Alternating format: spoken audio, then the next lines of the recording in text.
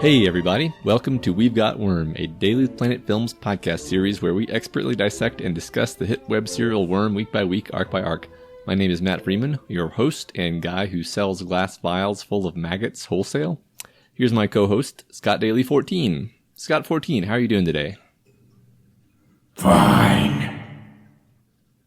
As you said, this is the podcast where you, a worm expert, guide me, a first-time reader, through Wild Bill's world of superheroes, supervillains, and everything in between, as I inspect, interpret, and even speculate on what the story is and where it is going. This week, Matt, we are covering Arc 21. Imago? Did we decide that's how to pronounce it? That's how we're going to do it. We have literally an entire week to prep that, and dropped the ball. It seemed obvious that it was Imago until this exact moment when I realized it might not be. Yeah, so this is a big arc, Matt. This is Taylor's big decision, the game-changing decision to turn herself in, and every single event that leads up to that great moment. I don't know. I think I still like Arc 20 better than this overall. I think just the culmination at the end of Arc 20 just worked for me so well. Although I think there's plenty to like here, but there's a real sense of change now, and it's exciting. Yeah, between Arc 20 and Arc 21, there's a very interesting shift in terms of Taylor's character as the protagonist and the kinds of decisions she's making, the reasons she's making those decisions. The whole sort of context of the story. I even think that the writing is qualitatively different in this section compared to others. I'll try to point out the areas that I'm talking about when we get to them. But there's a lot more. I think that the writing is a lot more patient with some very subtle things in this particular arc. Yeah, I think you're probably right. And one of the things that I'm really looking forward to diving really into deeply is this decision Taylor makes. And I am looking forward to talking about how the decision, in my opinion, doesn't necessarily show a fundamental change in Taylor's character, but rather a continuation of things that we've already seen, but in just a different kind of way. And I think that's really interesting and really well done, and I can't wait to dive into that. Yeah, I think that makes a lot of sense. I want to say more, but I think I should probably save that for when we actually get to that. Yeah, that's called hooking them, Matt. Hooking the audience. You don't even know what we're gonna say, and now you have to wait. Yeah, you just know it's gonna be awesome. Yeah. So in terms of announcements this week, our recording schedule continues to be irregular. We're recording this particular episode a full week before you're hearing it. So just be aware of that. And consequently, we won't be addressing any comments or questions because we haven't read them yet because they haven't been posted. Because they don't exist yet because Arc 20 has not even been posted yet. That's right. It's weird. It's weird. So we're just going to move right on into the beat-by-beat analysis of Arc 21. Which is good because this is going to be a long one, ladies and gentlemen. Yep. Just the way you guys like it. All right, 21.1. After the ambassadors leave the meeting at the art gallery, the Undersiders discuss strategy. They move from analyzing the probable threat level of the ambassadors to discussing the risk of the Protectorate going after the families of the other members. All agree that the other members' families aren't really at risk, each for a different reason. Yeah, and I really liked this opening, Matt. I think it's a really solid way to start everything off. There was one point that I wanted to point out to you in particular. The arc itself opens on this quote. Taylor stood at the very edge of the floor with a 25-story drop just in front of her. The wind whipped her hair around her, and she didn't even have a handhold available. Shatterbird had cleared all of the window panes long ago. And as well as this being like really great character imagery from Lisa, like we're reinforcing the fact that she's very risk prone. It's also kind of a great image to quickly define both the mood and the stakes of this chapter and then this arc. The Undersiders themselves are standing on a ledge and they have no handholds left. There's nothing to catch them if they fall, nothing to protect them. Anything and everything that would have protected them is now gone. Even the Protectorate, even the rules of the cops and robbers agreement is gone. And it's just them. Yeah. I agree. I found this opening quote to be very, very striking. If anything, it makes you a little bit worried about Tattletale specifically, because we know that these arc openings tend to set things up. And I was thinking, what's going to happen to Tattletale? But it wasn't quite as specific as that. It was more investing you with a sense that things are precarious, and it did that very well. Yeah, and I think it starts a trend of this arc as using. You talked about how the writing was a little different, and I agree. And there's a lot of really strong imagery as metaphor in this arc. There's a lot of talking and things being talked about that are that thing, but also are referencing something else. And I think this is kind of a little preview of that, if you will. Yeah. There's a lot of conversations where the surface level thing that's being discussed is not the true thing that's being discussed. I think that's true. Yeah. So as far as Skitter goes, she's going to, as we expected, double down on being Skitter. She's going to prioritize dealing with the heroes and the villains in the city and securing her territory. She's convinced that conflict with the other supervillains is inevitable, and responding to the PRT's insult is a necessity. Oh, good. I'm really glad that Taylor has learned a really valuable lesson from this whole thing, and Shirley will, from now on, will not act like a crazy person. Oh, wait. No, it's literally the exact opposite of that. It's actually specifically Skitter wants to go after the non-Cape PRT members who made the decision. She reasons that they can't possibly escalate further than this, so her escalation will be the final word in the argument, which is not how large organizations usually respond to these things. Yeah, you've never played the Out Escalate the Government board game? It's Milton Bradley's fastest selling game, and it usually ends when the FBI comes and sets the entire game board on fire. In all seriousness, though, yes, Taylor, this is setting the tone. Taylor is unhinged. She's mad, and she even says, "I'm feeling aggressive, I think. I don't know. Hard to pin it all down." It certainly feels like in this moment her passenger is feeding on that anger, feeding on that aggression to kind of push her towards this kind of behavior. Yeah, and regardless of whether it's the passenger or not, I do like to track her mental state over the course of this arc, because it definitely does evolve. And she's not kind of in the same place the whole chapter long. She has a few different interactions that kind of move her further toward being at peace with the decision that she's making. Yeah, and I want to, I guess, like, we talk about the passengers and how much the passengers are having an influence on people's behavior and what they're doing. That to me is an in-world excuse for behavior. It's not necessarily like it doesn't change the themes. It doesn't change what we're trying to do here. Like, regardless of whether Taylor's acting this way solely because of her own personal thing, or there's some influence by the passenger, this is still Taylor. This is still her behaving this way, and it's still important that we track that as part of her arc and her growth. So I'm hesitant to just say that we have to throw out all of this because the excuse is passenger, and therefore none of her choices matter, and that's not true.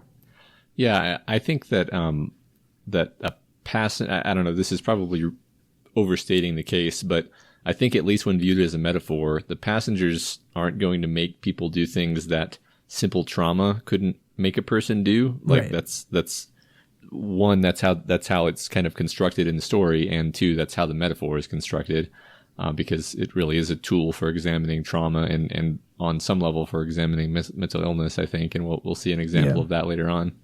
And they're really just along for the ride, a passenger, if you will. I don't know about that. All right, so Tattletale casually outs Parian as gay in front of everybody for no reason. Well, the reason is that she wants Parian to open up more and to trust them, but I'm not sure like how that accomplishes that. We also, like, we the readers didn't know that Parian was gay before this, although we knew Flechette was. Yeah. How do I say this as nicely as possible? Fuck Lisa in this moment. Like, that's really not a cool thing to do. Like, I have a little sister who's gay, and I love her very much. And if someone had outed her publicly before she was ready to do it herself, it would have been pretty devastating for her. I know Lisa's like desperately trying to get Parian on board here, and her reasoning behind this is good, but it's a wrong thing to do. And I think it's just fortunate that Parian seems to take it relatively well, all things considered. But this is some bullshit, Lisa. Yeah, the only sort of extenuating remark that I could make is like, well, maybe Lisa knows that Parian isn't really like that doesn't really mind either way because of her power, but that's not stated obviously, so we can't assume that. Yeah, and like even if you know, like it's such an important thing when like for a person to declare that and be able to say it publicly the first time themselves, and to just rob someone of that is just really fucked up. Kind of steals part of their identity. Yeah, exactly. Yeah, I feel you there. Yeah. So there's this thing I pulled out here. That's dangerous, Gru said. You guys keep saying things along those lines, I responded. I shouldn't be so strict with our enemies. I shouldn't ratchet up my involvement in things. I shouldn't be aggressive. It's more dangerous to leave them loose, to always give our enemies the first move. So I pulled this out because it's not that Skitter is wrong about this. This is basically how any powerful state conducts foreign policy. This is the kind of thing that presidents have to do and think all the time. Yeah. The key thing here is that now Skitter, our 16-year-old girl character, is not hesitating or flinching from the kinds of ruthless considerations that states and that heads of state have to make. So this is preparing us for some of the ruthless violence that we'll see from her later in the chapter. Yeah, I think you're absolutely right. And I think part of why we're seeing that is because this is this rudderless Taylor. She has no direction right now. She's just mad, and she's kind of lost herself and her focus and her reason to do things. And so she's in this moment, she's lost part of her identity, and she's desperately grabbing onto something to steady herself. And she kind of decides that this thing she's going to grab onto is violence and the inevitability of it. And might as well take everyone out so we can rule in peace, which is not a thing that works ever. If we violently kill everyone, there'll be no more violent killing, right, guys? Right? Yeah. It's like a backdraft. Yeah. And this is, of course, like escalation has been a constant theme throughout this. I think we've said that word on every single episode of this podcast so far, and we're seeing it again. We're seeing Taylor now push the escalation, push to escalate the situations amongst the various gangs and groups of Brockton Bay. Right, and on that note, Gru and Tattletale, for once, sort of stand up to her, and they point out that this course will result in a lot more conflict and violence. But Skitter pushes back again, reiterating that that's necessary. It's a necessary phase to get through in order to solidify their reputation and their hold. And then Gru points out on top of this that this plan does indeed constitute a departure from Skitter's pattern. Before, she was the leader because she had to be, because not stepping up would have led to worse outcomes. But now she's being aggressive, not defensive. And he thinks maybe breaking this pattern might lead to a deviation from their track record of being a successful team. Yeah, and we've talked about this before, right? We've talked about how the Undersiders succeeded as a group because they were so good at this kind of hit and run thing where they would go where they need to be, attack, fight, and then they're able to escape when the situation turns against their favor. This is very different. The type of thing that Taylor's wanted to do here is not using the team strengths, seemingly. It seems to be more of like an open type war thing, which is an ironic word to use because that's what gets said against her later. And that pisses her off so much. But yeah, it is a departure from how the Undersiders operate as a team. And we said that was why they were so successful so long ago. And we're kind of seeing Taylor wanting to change that. And I'm with Brian here. Yeah, but of course, as usual, Skitter doesn't listen to a damn word for many of her teammates, and in response to their urges to be more careful, she orders a 3-front war started on the Teeth, the PRT, and the Fallen. Yeah, because, adding more fronts to your combat worked so well in history, right? Yep. Good job, Hitler. That worked really well for you. Oh my God, I just compared Taylor to Hitler. People are going to be so mad. The interesting dynamic to me here is that everyone falls in line with this plan.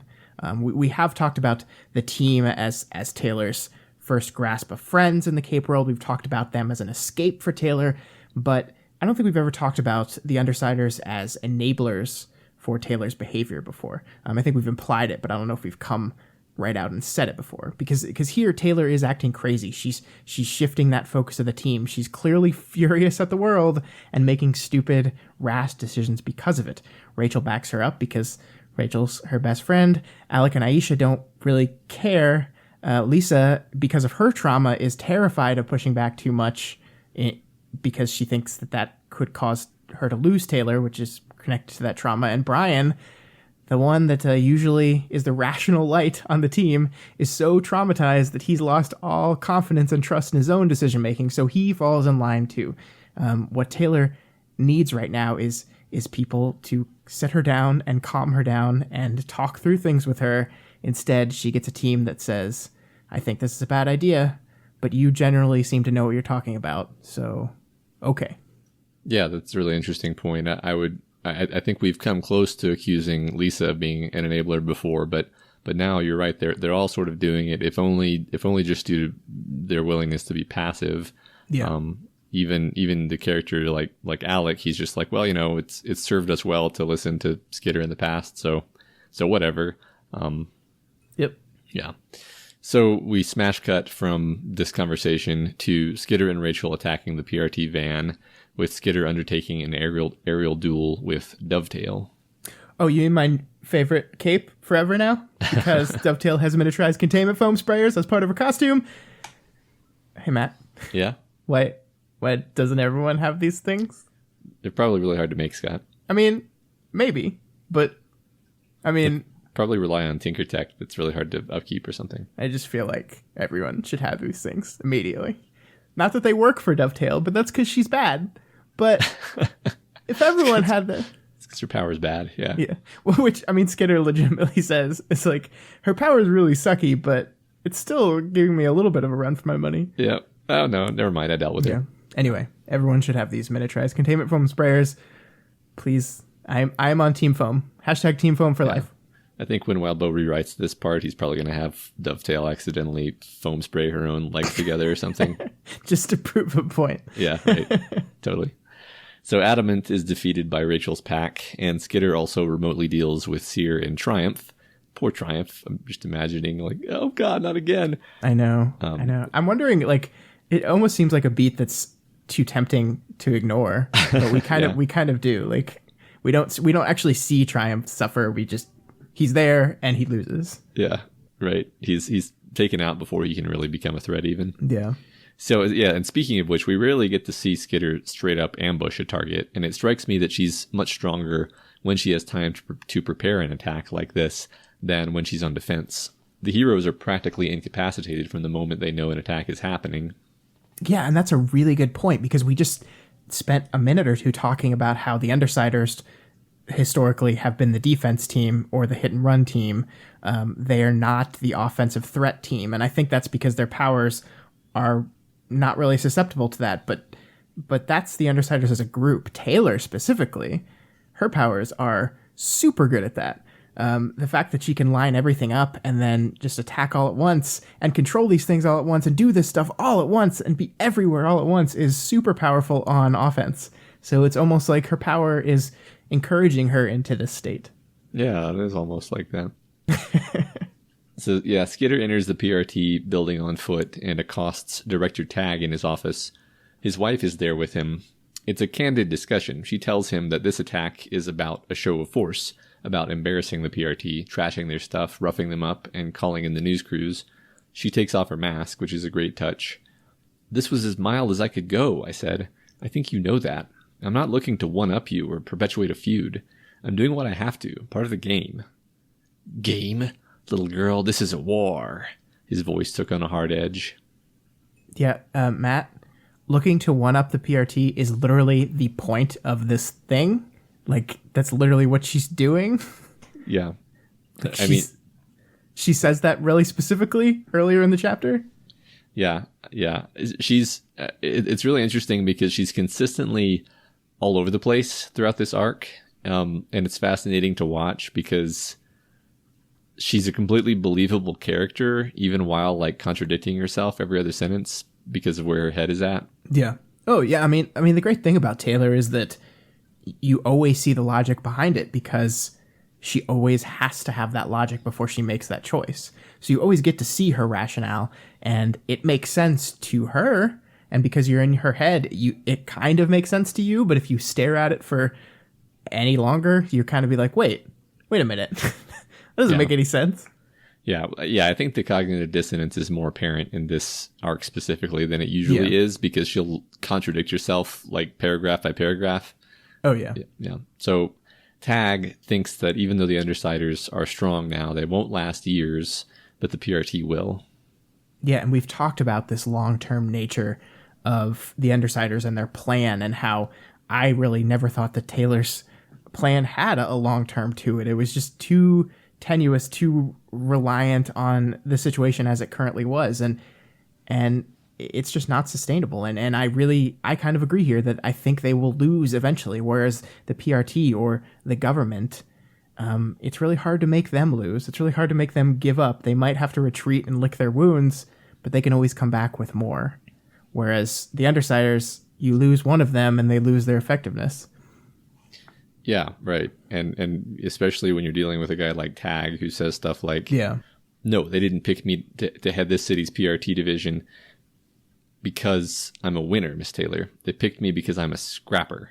I'm a survivor. I'm the type that's content to get the shit kicked out of me so long as I give the other guy a bloody nose. Uh-oh, Scott, we got Survivor versus Survivor, Dawn of Escalation. Exactly. And I think it's really easy to hate Tag. He's kind of a jerk, but I think he's very much in the same kind of vein of a jerk that Taylor is, because his organization has been embarrassed and they're angry and they're willing to stop at nothing to win. Because when you think you're saving the world from an evil force, there's almost nothing you'd be willing to do. You wouldn't be willing to do to win, right? Mm-hmm. Wait, which one of them was I talking about? I'm confused. Exactly. Was it Taylor or was it Tag? I think it was yes. I think the answer to that is yes.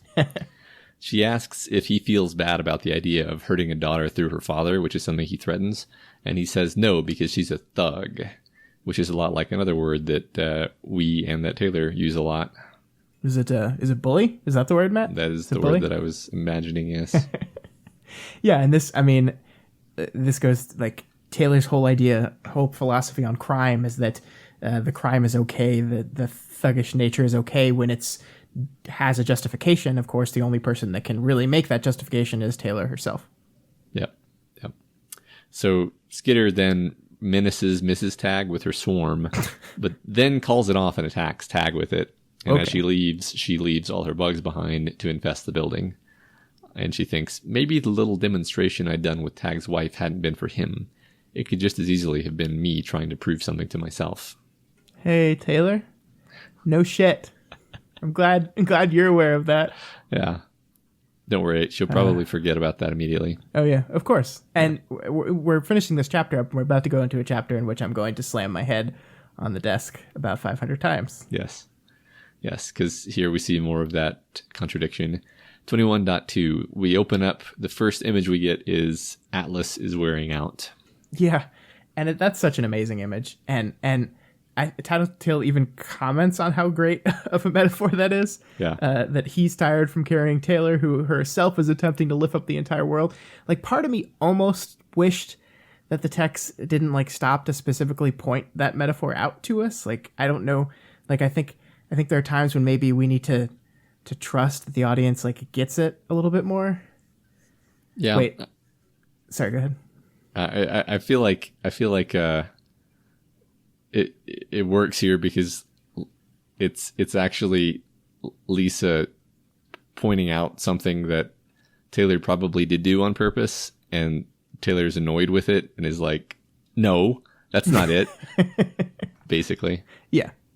And also, sorry, I was a little distracted. I just got another email from someone about how Taylor is perfect and has never done anything wrong at all and is the most moral character in the book. So never mind. Maybe we shouldn't be subtle. Just keep doing you, Wildbow. Yeah. If anything, we need more explicit statements of what is wrong and what is right.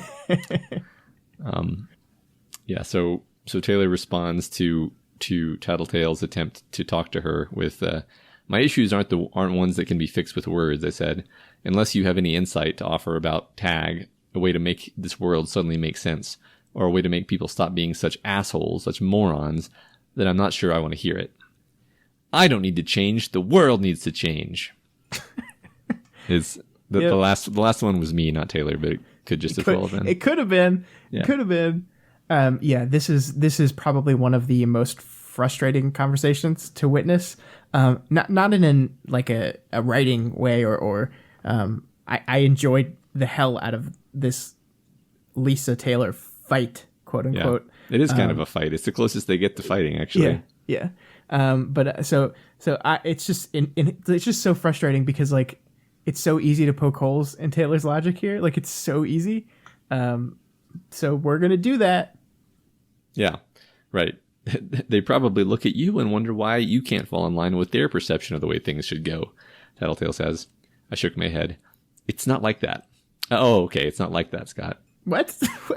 It's literally exactly like that. Yeah. So she's frustrated that the PRT, the people like Tag, are so invested in maintaining appearances that they would attack a school and break the Cape rules, despite the fact that the Undersiders frequently do stuff worse than that. And she's frustrated that they can't just cooperate, compromise, and focus on keeping people safe, despite the fact that Skidder never compromises with anybody. Yeah. So here's the thing, Taylor. You're being stupid. You're acting like a crazy person.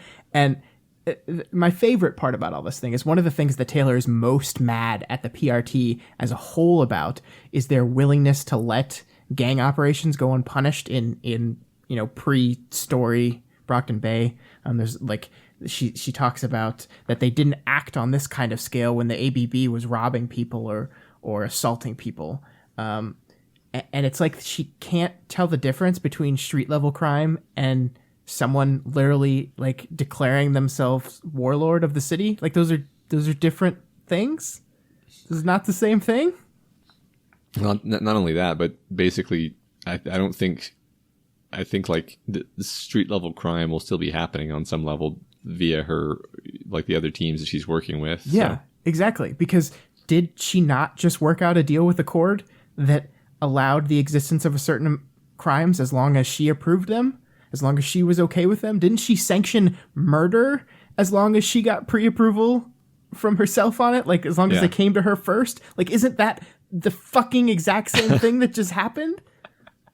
Yeah, I mean, like one kind of equivalence that you can draw is she always gives them a really hard time specifically for letting Shadowstalker continue to serve despite knowing that she was a bad person. Right. And it's like, okay, like, aren't you constantly like kind of struggling with the idea of letting Regent do his thing, but then ultimately letting him do it anyway? Yeah, and you're working with Accord, who is a known psychopath who kills people for interrupting meetings. Yeah. Like, it's this false equivalency. It's like, or the lack of equivalency, I guess, the lack of being able to see it is absurd. It's absurd. And like, we're doing such a great job of painting Taylor as unhinged, because you're absolutely right. Like, she is contradicting herself. She is less logical than we have ever seen her. It has never been this easy to pick holes in Taylor's arguments before, because she's just kind of lost right now, and she's mad, and she doesn't see it. Yeah, and I think that we're being hard on her, but this is the perfect time to be hard on her, because this is an important moment for her. Because what happens here is that while Tattletale is actually giving her some of these retorts that Scott and I are saying, like Tattletale is actually for the almost the first time pushing back and saying like, hey, you're not quite being consistent there.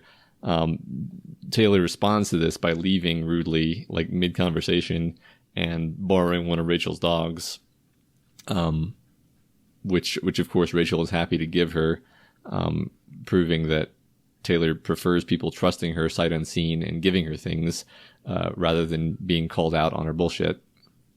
Yeah, because for one of the first times we're seeing Lisa trying not to enable her. We're seeing Lisa actually push back. And yeah, she can't take it. She refuses to take it, and she just leaves.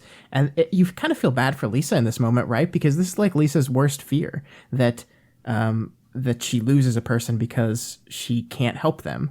And so like you kind of get the feeling that she's been afraid to be this honest with her this whole time, and she finally works up the courage to do it because maybe Taylor's acting a little more irrationally than she normally does, so she feels like she has to, and her response is for her to just leave her. Yeah, I think Lisa's right to worry about this, because this is basically what Taylor did when her dad kind of challenged her too. She's just like, leaving the house forever now. Yeah, and Taylor knows this about Lisa now. She knows what Lisa's trauma is, and she still leaves anyway. It's like she doesn't care in this moment about her friend. Yeah, it's pretty cold. So yeah, Skitter leaves this interaction and takes the pupper Radley for a long ride across Brockton Bay. As she rides, she thinks about who she should go see. Not Dinah. She already knows what Dinah has to tell her. Not her dad. She thinks it would just be a reminder that she abandoned him. She doesn't have any hobbies or anything else to do, which is a fact that we talk about for quite a while, actually. One problem that addicts tend to have is that all their hobbies and pastimes are also related to their addiction, so they don't really know what to do with themselves when they're not indulging in it. Yeah, I think you're absolutely right. And if being Skitter is her addiction, then every interaction she has is either part of that addiction or a bridge that has been specifically burned as a result of it, which is her father. Like, her addiction to being this person has cost her father, and that is literally a sign of addiction. You're right. Yep.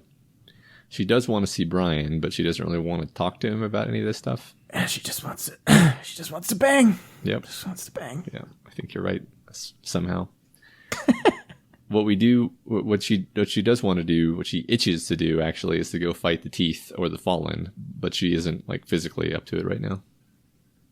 Hey Matt, did you ever see that Jennifer Lawrence movie called what was it called? I think it was Passengers. I think. Yeah, for some reason it's just occurred to me, in the middle of this podcast randomly. Huh. That's odd. Yeah, I guess I can see the connection. So she finds that she's ridden Radley to the cemetery. So she enters and she sits at a grave and she talks to her mom. She tries to explain everything that's happened, what she was trying to do, the bad things that she's done, the good things that she's done, the people she's saved, the people she's let die, the people she's killed, what she's had to become. Yeah, and I love that this ties into that second definition of Imago that we talked about last week, that perfect representation of a parental figure that kind of guides you or shapes your conscience in a certain moment. Here it is. Yep. It's her mom. It's exactly what this is. She's basically reflecting her current troubled state off of this idealized parental figure. Yep. So it finally comes around to Dinah's notes, and Taylor says she understands the rationale. She shows them to the tombstone. The first one says, "Cut ties." The second one, "I'm sorry." Yeah, this hits pretty hard. Yeah. I really like the line where she says, if there's one thing you don't want a precog telling you, it's those 4.5 words or whatever. And it's such a really great moment. And I love that, like, this theory that she almost immediately comes to, that I kind of agree with, that Dinah wanted her to leave her current life behind. She didn't listen. And then Dinah was kind of forced to act and forced to move. So the first one is, this is what you do when you don't do it. Second one is, I'm sorry for having to do what I did. And that makes me think. Part of me wonders if, Taylor's sitting on that roof at the end of Arc 19 trying to decide, am I going to leave the Undersiders? Am I going to quit? Am I going to listen to this note? Am I going to cut ties? And maybe on some level Lisa knew that. And it's her coming to her in that moment, her telling her trigger event and the source of her trauma and why she's been acting the way she did, that kind of pulls Taylor back in, that makes up her mind, at least temporarily. And that's a really negative way of looking at Lisa's interaction, but everyone says I'm constantly untrusting of her, so I guess that fits me. Yeah, I definitely see aspects of that. I definitely agree with aspects of that. Like specifically the point at the end of that conversation when Taylor crumples the notes in her fists. I view that as her rejecting the notes in that moment, and then shortly after that, Dinah basically has to make the second play and force her hand, basically. Yep. Yeah, and I like the detail that the notes have been crumpled, not just that time, but multiple times. She's crumpled them and smoothed them out multiple times. This is a thing that Taylor has been kind of silently struggling with since that day. And it's something that you can tell she's trying not to even think about because we're in her head and she doesn't think about it. So this is a really rough kind of moment. Yeah, well, I would say this is one of the main things that's been troubling her, and this is why she's been so erratic and angry. And and it's not just about outing her. It's about you're outed, and now you have to basically say goodbye to all your friends. It's like a insult to injury. Yeah. So she's kind of explaining what she thinks must be going on here. Taylor thinks that she must have some bigger role to play in what comes next, and that Dinah is trying to protect or support her by giving her these instructions. She thinks she's going to have to be heartless. Oh, what a great moment, Matt. Yeah. We're going to spend the rest of the arc basically reeling from this moment and talking about how well Wildbow masks Taylor's intent here, all the plans that she's making. He kind of masks all this pretty expertly.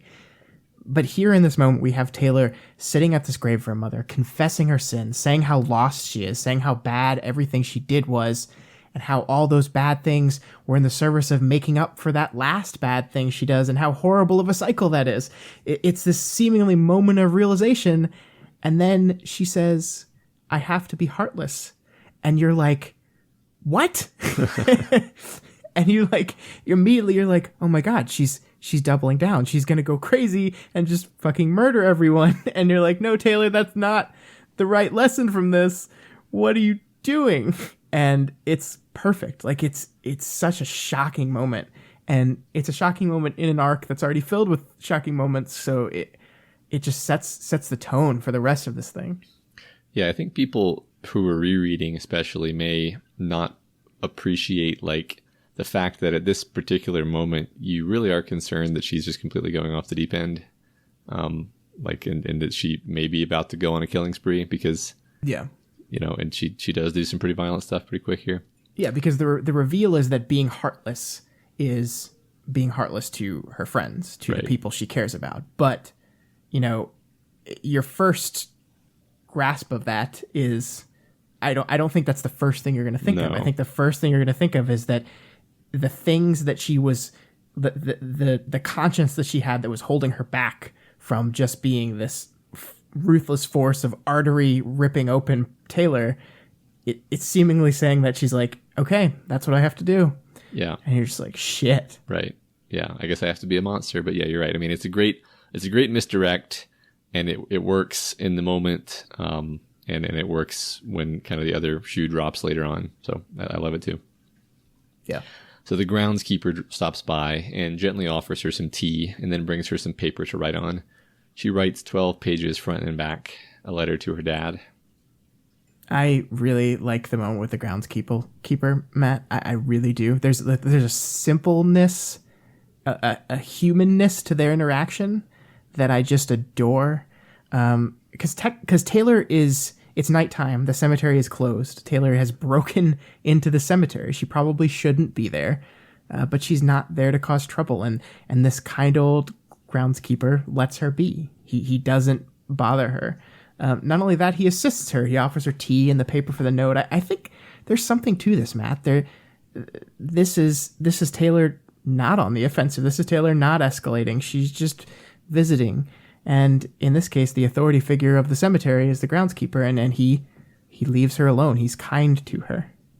Yeah, right. And I like that he's actively kind to her, because it would be very easy for him to just sort of allow her to be there, and then you would just interpret this as, well, he probably just recognizes who she is and knows that there's no point in trying to force her to leave. But he goes out of his way to show her a kindness, and that's critical, I think. Yeah, absolutely. So yeah, as she leaves, she thinks, "Thanks for hearing me out," I said, acutely aware that she wasn't there, that she wasn't listening. And there at the end of the chapter, we understand that Taylor is really just trying to explain everything to herself. Yeah, and so we leave this chapter with a Taylor that's no longer rudderless, that has found her new Dinah, her new purpose. And I think that the most interesting part of this, and it's how Wildbow messes with expectations a little bit, and how he kind of masks the end of this arc. The new purpose that Taylor has taken upon herself, it doesn't shift from her desire to be aggressive and violent and on the offensive. it doesn't completely change that. It just refocuses it and gives it an end goal. She didn't exactly change course here. She just has an actual destination in mind now. And I think that's really important. Yeah, I agree. So yeah, and speaking of which, we begin to see what she's doing fairly quickly. We enter 21.3, and Skitter is visiting Regent's lair, which is shaping up to be quite a lair. Yeah, I feel like he's taken the Regent thing just a bit too literally. Yeah, my favorite part is the contractors who were like, you should imagine like shaking their head as they build this completely stereotypical supervillain lair. Yeah. So Imp and Regent and Skitter head to take out the Fallen.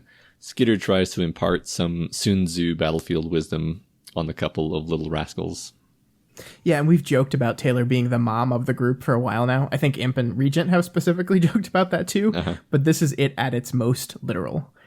And I think it's kind of amazing that we've gone from Taylor as this girl over her head who was never kind of sure if she was making the right call, to now she's of the opinion that she's the only one that can put these two kids who are not that much younger than her on the right path. And I think that shows how much Taylor has changed. Yeah.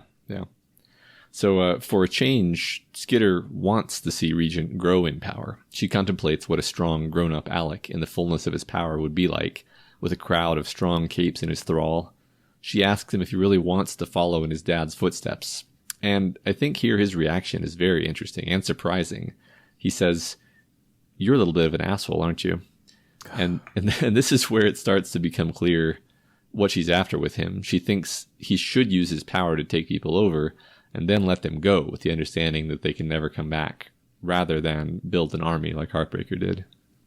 Yeah, his response here, you're right, it's really great. That you're a little bit of an asshole. Alec is a traumatized individual, and he hides it well, and part of that hiding is just his natural, like, reduced ability to express the emotions that he's feeling, or his want to cover them or hide them, or subconscious want. But he is suffering from trauma. His father really did fuck him up, and I think on some level Alec does hate his father, but he doesn't know how to feel that. And like you see it in this moment that as much as you can piss Alec off, that pissed him off. Yeah, I agree with that interpretation completely. And so I want to talk to you about this plan of hers, Matt, because I'm sure this is better than him just literally being his father, like literally keeping an army of willing slaves. But this still isn't great. Taylor has this perception, and we see it again throughout this, that there's like this hump that we can just get over. If we just get over this hump, if we just scare people enough to where they'll leave us alone, we won't have to do any more bad stuff. They'll just know that we're scary and leave us alone. And that's just not accurate. Like, the idea that he would just take control of these people and never actually have to use them is like a pipe dream. It's not realistic. And it seems to me that, like, she thinks she's steering Regent in a certain direction that she feels is a good direction, but I don't think it is. Yeah, it's really interesting because this is her. I'm not sure if she's contradicting herself or not, really, because it's like she's trying to steer him in a direction that's like more moral, I suppose. But I do kind of feel like Alex surrounded by 15 really strong capes would be, I guess he can't control that many people, but you know what I mean? Like with a small army unto himself, I feel like that would definitely be scarier than, I don't know. I'm not sure if the text is asking us to disagree with Taylor or not, actually. Yeah, I'm really not sure either, because certainly, like, morally, him having these people as just constant slaves is not a good thing. Certainly him just controlling them temporarily and then using that as a way to control them without controlling them later, keeping them away, is a better thing. But I don't think it's good on its own. It's kind of her kind of steering into the skid a little bit. Like, Regent's going to use his power. I'm not going to be able to stop him to use his power. Let's see if we can control it to use it in a certain way that I feel is at least more moral than the other possible ways. Yeah.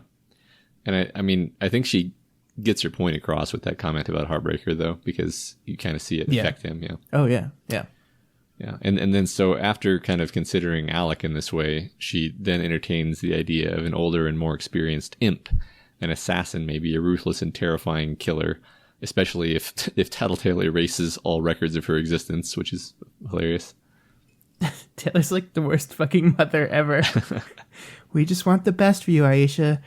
We just want you to be like super good at murdering people and to have no identity and no trace. Yeah. It's what all parents want for their children. Yeah. She'll be so strong. So good at her job. Yeah. Slicing people's throats open. Yeah, it's very fulfilling. Can't wait till she graduates from Assassin Academy. So yeah, it's clear by this point that Taylor's trying to communicate something to Regent and Imp. Regent especially. She needs him to internalize the importance of creating and protecting his reputation and not just hanging back and waiting for openings and generally being lazy like he usually does. Yeah, and this was when I figured out what Taylor was doing, and I guessed right, but when I realized that her plan here was to leave the Undersiders, that she's preparing for this existence without her. She's trying to steer these people in the direction that she feels that they'd both be the most successful. It is fair to say that Wildbow is trying to present she's going to go up against the good guys and might die, so she just wants to make sure if she does die that people are going to be okay. But between these and that cut ties note, I was pretty sure at this point that she was ditching the Undersiders. Where she was going to go, I did not predict, but I think I don't think it ruined the arc for me, though, guessing this right. I think it allowed the scenes to have more, like, probably equal emotional resonance for me because I still knew that they were goodbyes regardless. Yeah, I think the cut ties and the way she's behaving is enough to clue you in that it's that these are goodbyes, but it's certainly none of this leads you to concluding what she's actually going to do at the end of the chapter. Yeah. No. None of this made me prepared for the words "I surrender." That's for damn sure. Yeah, right. So as they're walking, Skitter finds the Haven Capes nearby in combat stance. They're fighting Eligos. Rosary is using her interesting form of telekinesis to drop things on him. Skitter tells her group that they will need to win decisively. It has to be apparent that the Undersiders won the fight. They split up the opponents between themselves and they attack. Skitter takes on Eligos and Rosary with her large swarm. She harasses but doesn't really harm Rosary and Halo, and uses Atlas as a counterweight to haul Eligos up into the air and drop him from 3 stories, probably breaking his arms and legs. I feel like you're using the term "probably" very, very loosely. His arms and legs are definitely broken. Maybe not all of them. So she then orders Rosary to kneel, and the woman does. In typical hard-ass Neo-Skitter fashion, she convinces the woman that if she hadn't knelt, they would have used Regent to take her over, if only to keep her out of the city. Yeah, and I think in the past, we've kind of been unsure in the moment if Taylor was going to really follow through on something like that, or she was just using it as part of her, like, rule through fear image thing. But in this moment, I kind of believe that Taylor absolutely would have ordered Regent to do that. Yeah. I'm not sure if they actually could have, based on what her power is, but yeah, I mean, I think that's where her head is. Yeah. So suddenly Skitter notices Imp nearby and realizes that Valefor, that's how I'm going to continue to say it, Valefor got her with his power. The other stranger cape can basically instantly hypnotize people with eye contact. Skitter and Regent run into the grocery store where she senses them, and Valefor orders everyone present, including Imp, to try to kill the 2 Undersiders. Yeah, so my basic thought process here was, hey, that doesn't seem like it would be that powerful of oh, holy shit, it's Kilgrave from Jessica Jones. I'm not familiar with that, but yeah, it seems like a terrifying power. Yeah, he basically, if he orders someone to do something, they have to do it, and they will keep trying to do it until they succeed. Okay. Yep. So it's a little twist on that, but it's very similar, and it's horrifying and terrible, and Jesus. Yeah. So Imp charges for them, but at the last second, she turns and attacks and disables Valefor instead. So my interpretation, which you kind of have to like reread again to kind of piece together exactly, is that at the last second, Regent asserted his control and drove her to do this, overriding Valfor's ability to command her. Yeah, I think your reading is correct there. And of course, this drops the knowledge on us that Imp has willingly let Regent possess her just to see what it would be like. And we get this weird back and forth where, like, anytime she uses her power, it would cause his control over her to break. So she's never really fully in his control. And there's this one-upsmanship going on between the two of them that obviously is blossoming into something a little bit more, something a little romantic. And that really concerns Taylor. We see how kind of scared that makes her in this moment. And she kind of says, I have to talk to Gru about this because this might not be good. These two together kind of feed off of each other and might make each of them worse. Mm-hmm, yeah. So they all discuss what to do with Valfor.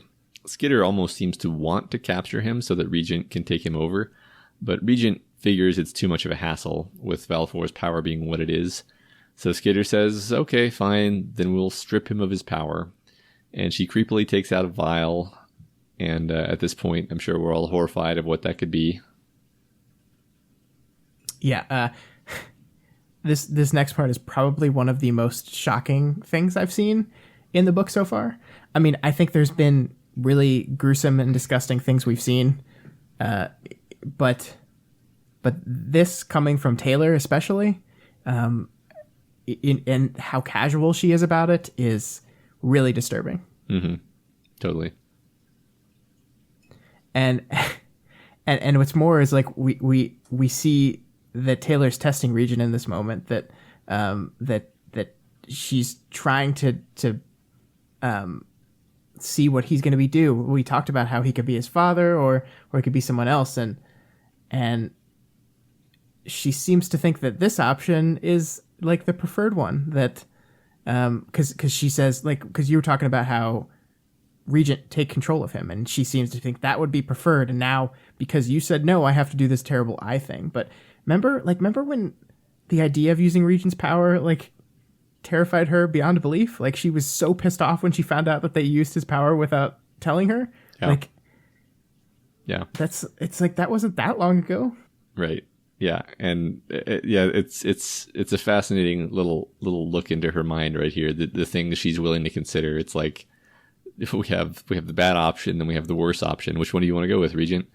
Yeah. And what's great about this, and this is a continuing beat of characterization where you're almost playing the character development of Regent off of the character development of Skitter, because Taylor shows him what she has in her hand, and his response is, seriously? Regent asked.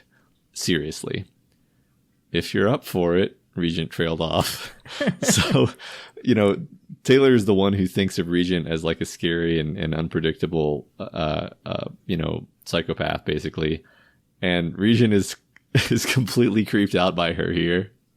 Yeah, I think as a general rule, when you're doing a thing that's disturbing Alec, you're probably not doing the right thing. Yeah. And I like that you pulled out those lines again, but I particularly like the one that she used to end the conversation, where she says, no mercy for those who don't deserve mercy. And of course, Taylor is the judge, jury, and executioner when it comes to making decisions on who does and doesn't deserve mercy. So here we go. We're doing this. Yeah. Yeah. So Skitter drives her bugs to hold Valfor's eyes open, cuts a hole in his eyeball, and stuffs the vitreous space with maggots. And then, to punctuate this, says, fear, I said. Remember what Baccara said? You have to be unpredictable, but you can balance it with certainties, realities. It's a little fucked up that you're taking cues from the psycho bomb girl, Regent commented. Yeah, I said. I wasn't about to deny it. But I'd prefer more certainties than unpredictable elements. The punishment fits the misdeed. So again, same note here. I like that Regent is the one to point this out, because I feel that Regent has been taking cues from other people the same way Taylor's been taking cues from other people, except the people that Regent's been taking cues from include, well, Skitter, among others. He's trying to be less of the monster that he came from, and Skitter's trying to be more of a monster, I guess. Yep, you're absolutely right. And it's like, we've seen so many beats where she's compared herself to Bakura, where she's compared herself to Jack Slash, where she's gone back to these horrible, horrible, monstrous human beings as a path for how to behave going forward. And I love that it's Regent that calls her out on it here. Mm-hmm. Yeah.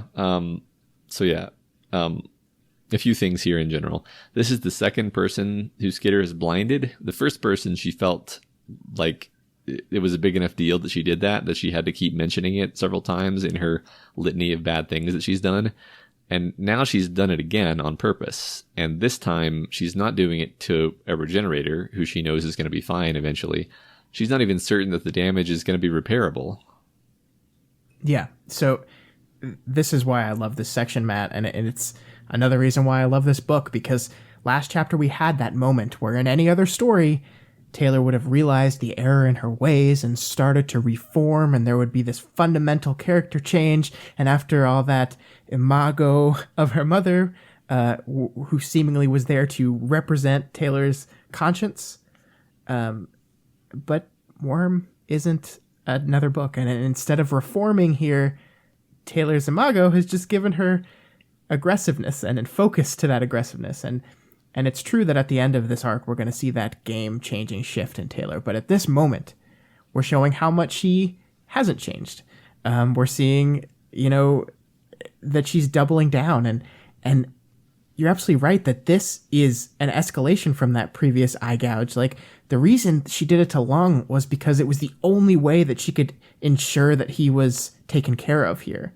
They have a hero, quote unquote, that's fighting them just outside this building. His powers work with his eyes. How about you just blindfold him? Right. It's not necessary here. It's so not necessary, and it's possibly permanent, and she doesn't care. She doesn't care. And again, the fact that we had that almost come to Jesus moment followed by this, it shows that Taylor's changed a little bit, but parts of her haven't. And I think that's so important that we do that we haven't seen Taylor suddenly become a new person now. She's going to keep acting the way she does, and she's going to keep justifying things the way she does and has done throughout this book. Yeah, and this isn't even the worst thing that she does to a person in this arc, but we'll see that in a couple chapters. Yeah, so the Undersiders leave, and Skitter reemphasizes to the two younger ones the importance of ruling through fear.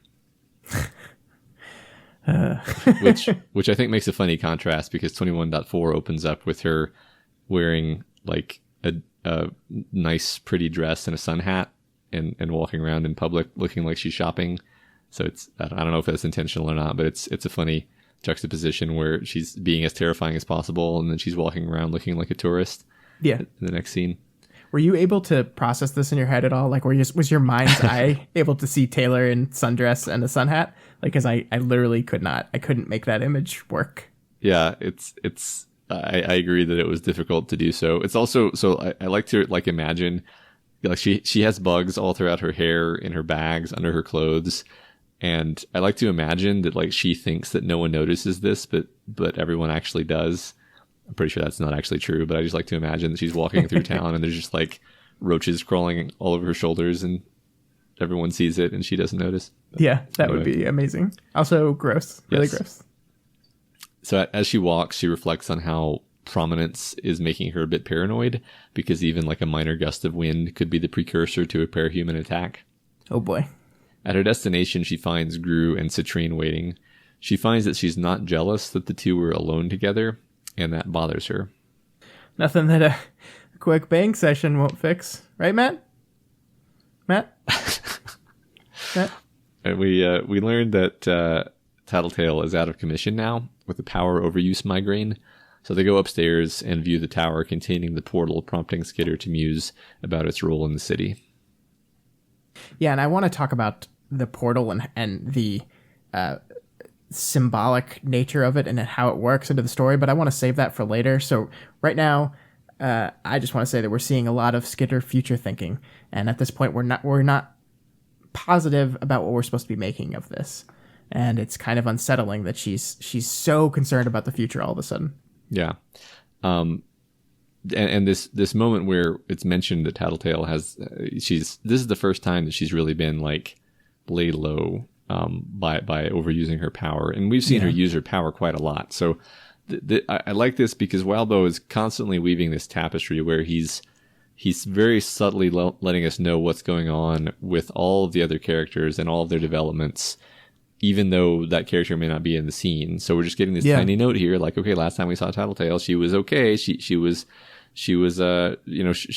upset with Skitter. Now she is out of commission with a migraine from overusing her power. So wow, she must be really kind of hard pressed. But that we just touch that beat and then we move on. That's in the back of our minds. Yeah, because and it works so well because it ties into her trauma. Like Skitter gets pissed at her and leaves her in this moment. And then the next we see of her, she's blown up her power because she's trying to use it so hard. And it's like, you just feel like in that moment, what Skitter did to her had a real effect on her, that it really did something to her. Yeah, maybe so. Yeah, I like that interpretation. So yeah, Citrine tells Skitter that Accord will be creating 5 new Cauldron capes. Citrine herself is a Cauldron cape, and we can probably assume that all the ambassadors are. She gives a little soliloquy about power, how power is a journey, and that strivers like her will never be satisfied with the power they have. They will always take the risk of drinking a Cauldron vial in order to get more. Yeah. We talked about this a little bit last week. I kind of jokingly said, when you know that Accord is like a Bond villain type guy, why would you ever want to work for him? Because it just seems like you're setting yourself up for, oh my God, I'm going to die at any moment. And this is obviously the answer. It's power. And it's in the world of capes, power is a lot more literal. And if you want to make changes in this world, real changes, you need that literal power, and someone is offering it to you, so you're going to take it. It makes sense in a kind of certain messed up kind of way. Yeah. Well, I love that these minor characters have their own philosophies. Like it certainly makes sense the way you certainly buy that it makes sense to Citrine, which is the important thing. So she goes on to describe what her power does. She attunes areas to particular functions, which kind of generally means she can do countless different things, actually. Not only do her capabilities run from gravity to temperature to friction manipulation, but she can seemingly directly interfere with parahuman powers. Basically, she just seems really, really strong. She also tells them about Othello, who has a mirror self who walks in a shadow world and then swaps places with the real Othello as needed. Yeah, I mean, damn. Othello seems tough on his own, but Citrine is going to be like a serious problem in combat for Skitter. And I'm sure she's already trying to come up with a plan of how to beat her, because that's what she does. Once again, we tie in these people's life philosophies to their powers. Like Citrine talks about that power and that ability to affect change. And that's kind of literally what her power does. Like she literally affects change. Like she can change gravity. She can change other people's powers. Like that's a literal interpretation of her lust for power. Yeah. It's like it's change in the abstract too. It's like, I can do anything really, as long as it's to a specific area. Yeah. So yeah, I agree. That's kind of a cool connection. Citrine also gives her Accord's 300-page treatise on how to completely fix Brockton Bay. I'll read it, I said, and I'll make sure Tattletale gives it a thorough looking over. Okay, Citrine said. Don't worry about giving him a response. He already knows. Nobody ever accepts the proposals. So, in spite of myself, I kind of felt bad for poor Accord here. I mean, yeah, he's like a psychopathic murderer guy. But how frustrating must it be for you to have all the answers and yet nobody ever bothers to ask you the fucking questions? Like, here's a thing. I'm giving you a thing, and this thing helps you do everything that you want to accomplish. But don't bother calling me back. I know you won't use it. Yeah, so this calls to what I was saying a little bit ago about power as being not only a metaphor for trauma, but also potentially a metaphor for mental illness in some cases, because Accord's mental state reminds me a lot of like a paranoid schizophrenic, having these constant, unbidden, violent, intrusive thoughts that completely derail his existence. And this is, we can assume coming from his passenger largely. So like he's very much a victim of his power, and he probably wasn't a great guy, but like I do feel bad for Accord since we know kind of why he is the way he is. Yeah. So they discuss Brockton Bay in the abstract, particularly the presence of the portal and how many view it as an escape hatch for the end of the world scenario. Yeah, and I was kind of trying to rack my brain on this because typical liberal Scottism would be to say, we need to let the government handle this. Like the government needs to be the one in control of it. You shouldn't be able to just own the land that this all-important thing is on. But I think this shows how much this book has changed me, because like the government in this world kind of sucks. So like I would be kind of worried about their ability to really manage things as well. And I really don't know what the right answer is here. Yeah, it's obviously just to put Skitter in charge. No, of course. Yeah. So after Citrine leaves, Skitter thinks about how Accord's document could be a kind of malevolent genie, a plan designed to look great, but that actually backfires in subtle ways. And I think that's kind of the answer for why no one ever listens to Accord, because they just can't trust him. Yeah. And like everything we know about Accord seems to indicate that that's not the case, that this plan actually probably would work if implemented exactly as he says. Yeah. But everyone's so mistrusting. That's what's kind of sad about it, is from his own head. He's like, no, I really just want to make things better. But we also know that his plans tend to be things where it's like, look, I can make the skyscraper better. It will look beautiful. And you won't even be able to tell that it has a part that folds out and cuts people in half. So, right. So, I mean, yeah, he's definitely not the perfect dude. Yeah, right. So Skitter elaborates on her plan regarding the future of the city. She wants to establish the presence of the Undersiders as such an effective deterrent that most rational groups of villains will avoid the city, and a strong enough group that the irrational, bloodthirsty villain groups can be defeated by them.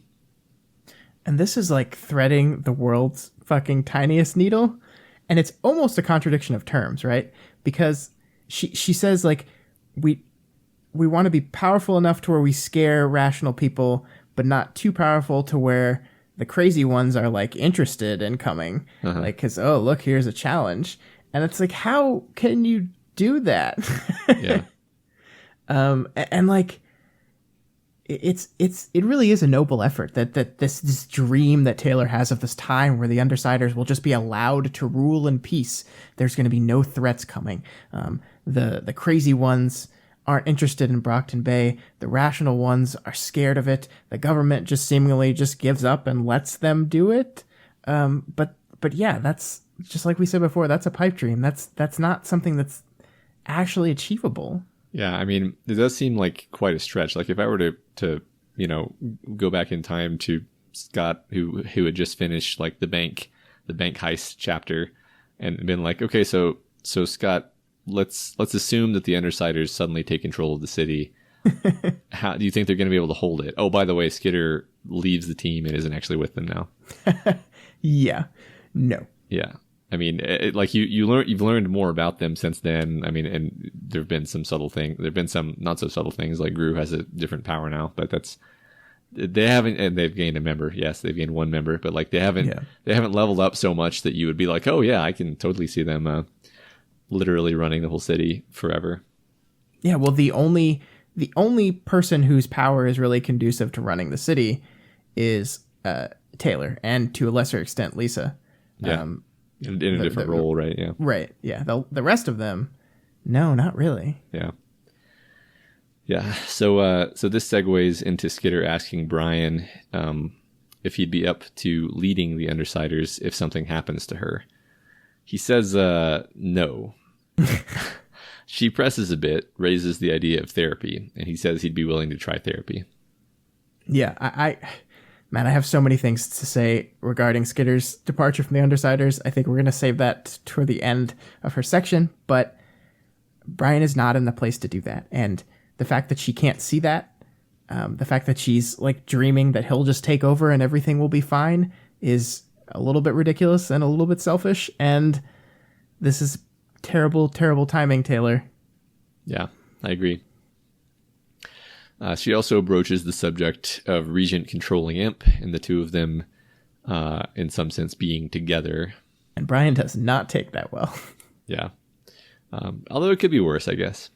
I guess. But he says something about Regent being upset or upsetting him. And Taylor says, I don't think I've really seen him angry or upset. You don't, Gru said, because he doesn't show it. I don't think he even fully realizes it, that he feels that way. But his jokes get a little bit more barbed. He pushes back a little harder when pushed. He makes dealing with him annoying or toxic in 1,000 small ways until you can't continue to press him. And I really like Gru's take here, because like we said last week, Alec has emotions, he just doesn't really feel them fully. Yeah, exactly. And he's not even aware of what's happening when he does feel them. Like, he doesn't know what to do with the emotion when he feels it. And so, yeah, I think we were oversimplifying him a little bit, and I like that Gru seems to understand him. Yeah. So Gru asks if Taylor can imagine a future for the two of them, and Taylor can imagine it, complete with a rejuvenated Brockton Bay and little kids running around, but she can't really believe it. Yeah, and the thing that I love the most about this little fantasy is the truly tragic part of it, that Taylor's future with Brian is inextricably linked to the success and survival of Brockton Bay itself. Because when she imagines their house with their kids, she can't not imagine Brockton Bay as it could be. Brockton Bay as the best example of itself, that thriving metropolism.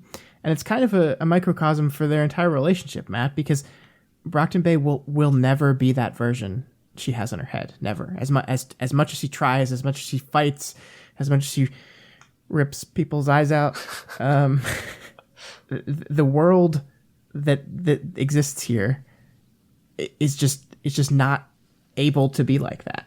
And Taylor and Brian don't get to have that mansion. It's just not in this world. It's fun to imagine that, but it's just not going to happen. And then she thinks it had been a fantasy. Two damaged, lonely people clinging to each other for warmth in a dark time. He needed a rock. I needed warmth and gentleness. There's no regrets? I asked him about us together. No, he said, and his face was less than an inch from mine, his breath as warm as his power was cool. I felt his chest rise and fall as it pressed against me. It was right. And with that, their romance becomes past tense. What a great way to do it. It was right. Yeah. I adore this moment. I've never liked Brian and Taylor together. I think I've made that very clear. I never thought it was real, or even if it was real, I never thought it had a future. But I do love the way it ended. A mutual sort of agreement here. We needed each other in that moment. We acknowledged that. We were there for each other. We needed each other, but that time is over now, and we're just going to move past that. Yeah. It was a relationship that felt very organic and authentic as it progressed, and then as it's ending now, I'm really glad that we don't like bog the story down in like breakup drama, because that would be really tonally unwelcome. Yeah, I mean, it wouldn't fit with what we're trying to do with either of these characters either. Yeah, exactly. But first, it's breakup sex time. Yep. Gotta do that. Yep. They get that out of the way between 21.4 and 21.5. And then 21.5 opens up with Taylor performing some good and normal postcoital using her bugs to dress and clean herself process. Hey, Matt. Remember when Taylor was super grossed out by her bugs even touching her? Mm-hmm. Like, Matt, you know that a bug just cleaned jizz off of her. Like, that happened. Thank you for that image, Scott. You're welcome. All right. So she gets on the city bus after having dressed herself, and she picks up a self-appointed escort of construction workers. She's actually mildly offended at the idea that she would need protection. She then muses that she should get a car, maybe a Volkswagen Beetle. But this is deemed impractical by the unyielding matrix of metal and wheels that is Taylor Hebert's sense of humor. I like to think that every time Taylor's about to make a joke, she just gets really quiet for like 25 minutes and then struggles out like a knock knock while gritting her teeth or something. In this scenario, of course, Regent replies, "Are you constipated or something?"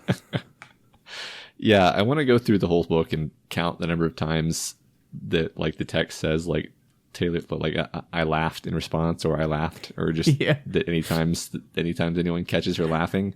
I think it's probably like one. Yeah. You're probably right. So yeah, more people recognize her as she enters her territory. She does some insect population control and notices how many of the former dilapidated warehouses that made up this area before have been replaced with much nicer buildings. She also notices the presence of her gang tag, a beetle with wings spread. Yeah. I like that she's annoyed that some people have copied her gang tag and crudely drawn it on stuff outside of official orders from the gang, which strikes me as really hilarious because Taylor has become such a figure of authority in Brockton Bay that she now bristles at the difference between official and unofficial graffiti. Yeah, right. That I do enjoy that moment. She passes by the site where Dauntless et al. Were trapped in a time distortion bubble while fighting Leviathan. Taylor herself leaves a bouquet with the other tokens at the improvised memorial. Yeah, so we're going to get into this a little bit more at the end. But I will say that this is one of those moments that really keys us into her mindset a little bit here. She's visiting like a literal scar that's been left on the city. It's a thing that is going to be in the city forever that will never really heal. Just like her own scars, their own events, the things that have happened to her, the mistakes that she's made, those things will be there forever, and it's a really wonderful moment. Yeah, she's specifically thinking about scars as scars. Yeah, that is a direct comparison there. So then she detects Miss Militia, Flechette, and Parian waiting for her near her lair. Miss Militia just wants to talk. So first, Miss Militia tells Taylor that reports from the world beyond the portal are promising. It's a world rich in natural resources with no remaining human life. All right, let's fuck that world up too. Let's do it. I think I've kind of been alluding toward this during the conversation, but I really do think the portal is this pitch perfect representation of the fresh start. The ability to start over an untainted world where we can escape into without any baggage of our current world. The portal represents hope, which is kind of exactly what Taylor is looking for right now. Yeah, I think you're right. Yeah, it's an unusually bright note in this story, actually. So yeah. The heroes aren't happy with how Taylor was outed at the school. Miss Militia expresses regret over this, regret that Shadowstalker was supported by the Protectorate even as she bullied Taylor. And Taylor calls her out on this note of regret, on this fact that they don't agree with what their bosses decide, but they don't do anything about it either. And here we're seeing Taylor's naive absolutism in full form. She can't understand why Miss Militia would stay with the PRT despite the fact that the world without an imperfect PRT is even worse off. Yeah, it really annoys me, Matt. Like really annoys me. And I think that's why Taylor's such a wonderful character, because I can love her so much and still be so annoyed when she's acting ridiculous sometimes. Like, I think what she's not seeing here is that the PRT needs people like Miss Militia in charge of it. People that see the corruption within their organization and instead of abandoning it, stick it out and stay and try to be the change that they want to see in that organization. I think to make changes to any kind of organized authority structure, you need people on the outside of that system, but I think you need people on the inside too. You need people in the system, part of it, trying to make changes within it as well. And Taylor can't parse that. She can't understand why that would be. Yeah, there are kinds of change other than revolution. Yeah. And I mean, it is a very like young person thing that she's doing here where she doesn't see that. A lot of that is a common failure mode of young political types, actually. Yeah. So Flechette talks about how she's angrier now. She's uncertain in the future and she feels isolated, and that the only good thing in her life seems to be Parian, and now Parian has been corrupted apparently by Skitter. Yeah, and I think Flechette serves as the perfect example of a person who has always had success within the system and then has suddenly found themselves kind of on the outside of it. She sees Parian as being corrupted when the girl is actually just doing what she needs to do to survive. And I think Flechette is suffering from her own kind of moral absolutism here. But she's worse than Taylor is at compartmentalizing and justifying, so she's lost and doesn't know what to do and angry. And maybe we'll pick up on this in a few chapters. Yeah, this is a great we've seen a few beats of Lily Flechette being kind of eroding almost over time. We saw her in the Yamada interlude, and here again, it's like she's worse, if anything, now. Yeah. So Miss Militia and Taylor at least come to an agreement on the need for compromise, but Miss Militia she can only really speak for the heroes. She can't speak for the PRT. And of course, this doesn't satisfy Skitter. And until they work with us, they're going to be a bucking bull in a china shop, I said, strutting around and doing catastrophic damage to a delicate situation. Tag said this is a war. I could see a look flash across Miss Militia's face. And I pulled this quote out because I love the writing specifically. Wildbow never misses an opportunity to reinforce character.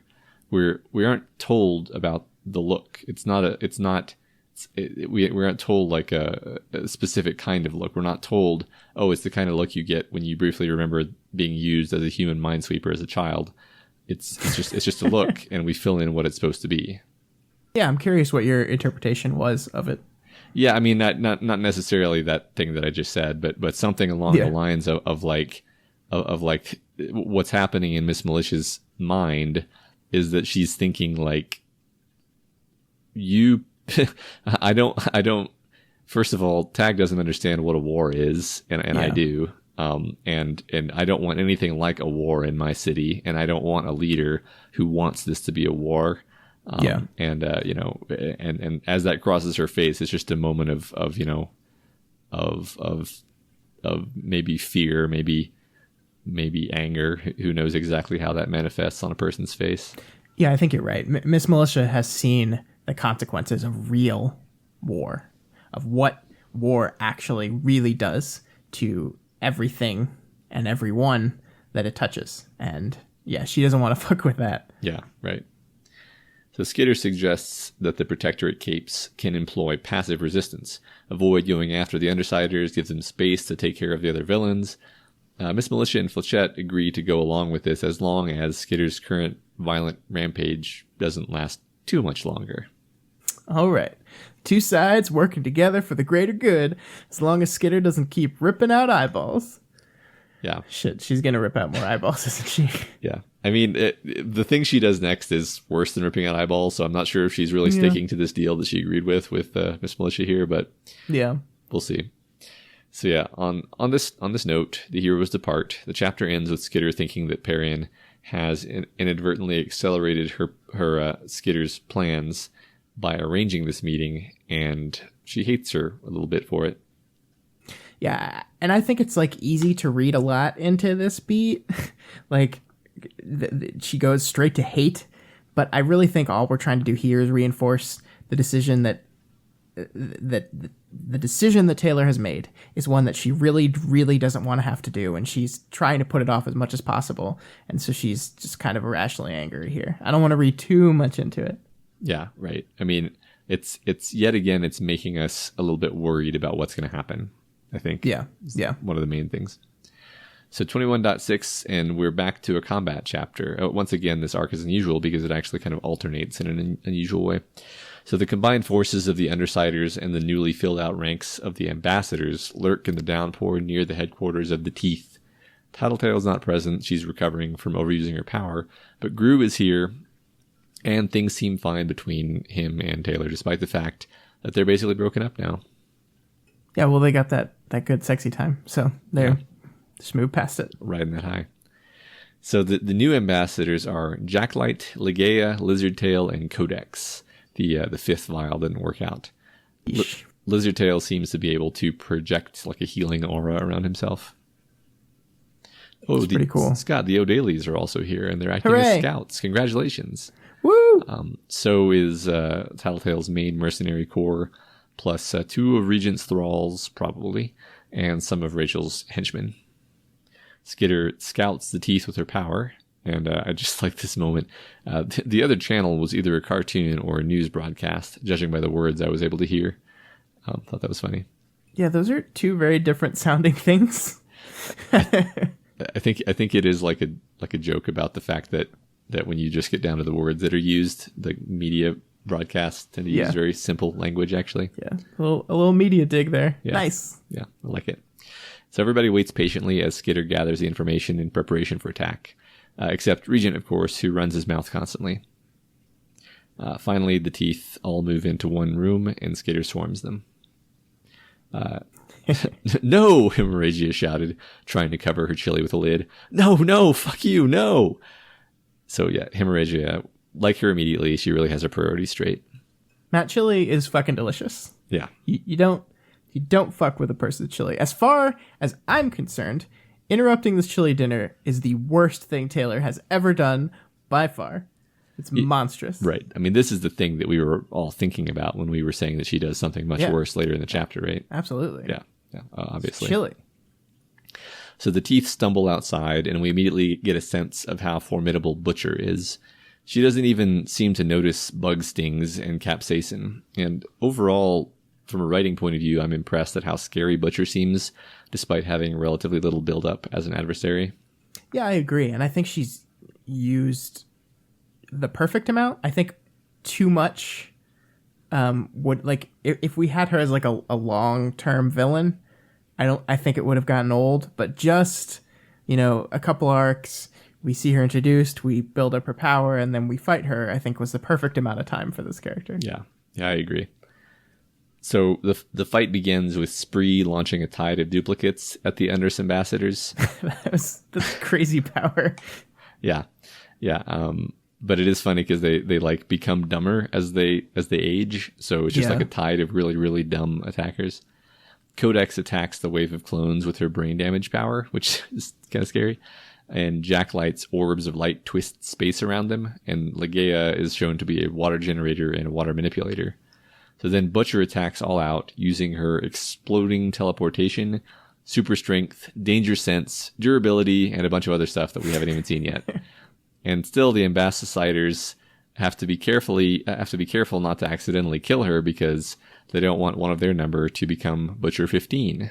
Yeah, I think my favorite beat throughout this whole thing is every time there's a new power from Butcher, Skitter clocks it and then relates it back to which Butcher number it came from. Yeah. And then at one point in the arc, she's just like, that was from Butcher.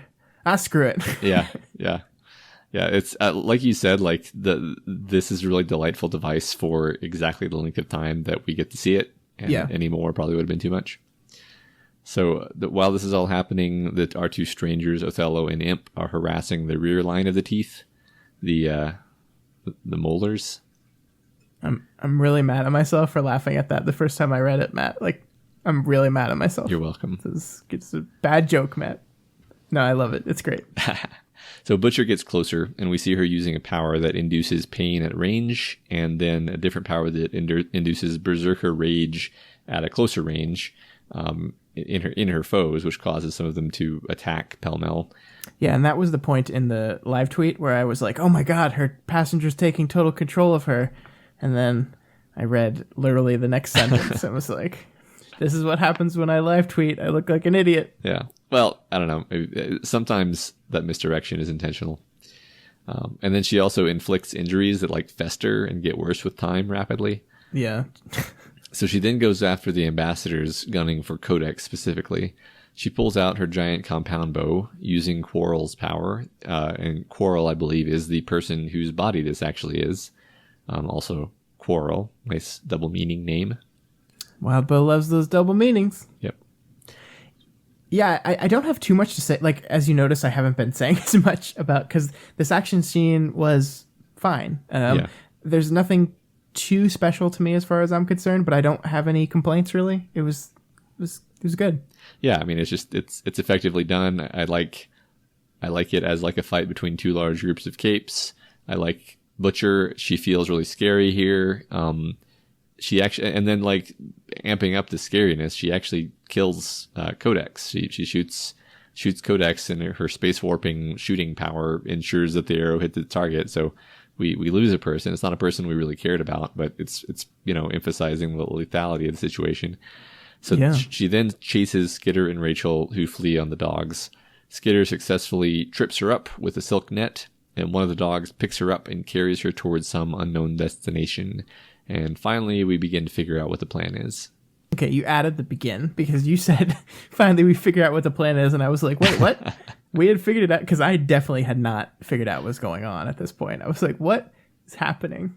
I don't remember if I figured it out until they tell you, but yeah, I did not. I may have grasped, like, because they bring her past this line of demarcation. I don't remember. I wish I could. This was years ago, obviously, but I mean, it's the kind of thing where once it's explained to you, it's like, oh yeah, of course. Yeah. So yeah, the dog drops her past this demarcation point, and the other dogs kind of keep her in that area. And finally, Butcher forms a spike on from the ground and then impales herself on it. I guess you could say she got butchered. Matt, is this entire episode just going to be us making really bad jokes? Yeah, for some reason, this is the bad puns episode. I think it's just because, like, we're on our way to this incredible game-changing moment, and we're, like, rearing for it. So. Yeah, I think so. So, yeah, the two supervillains ride back to the rest of the group, and Skitter asks if she can come by Rachel's later on, and Rachel grudgingly assents. And then we get our answer as to what happened. Regent quips that now Cherish is Butcher 15. Yeah, I think we're going to get into the implications of what they just did, but I really enjoyed how that reveal was handled because we are confused. We don't know what their plan was. We don't know what's going on. And the reveal comes just fast enough that, like, we didn't...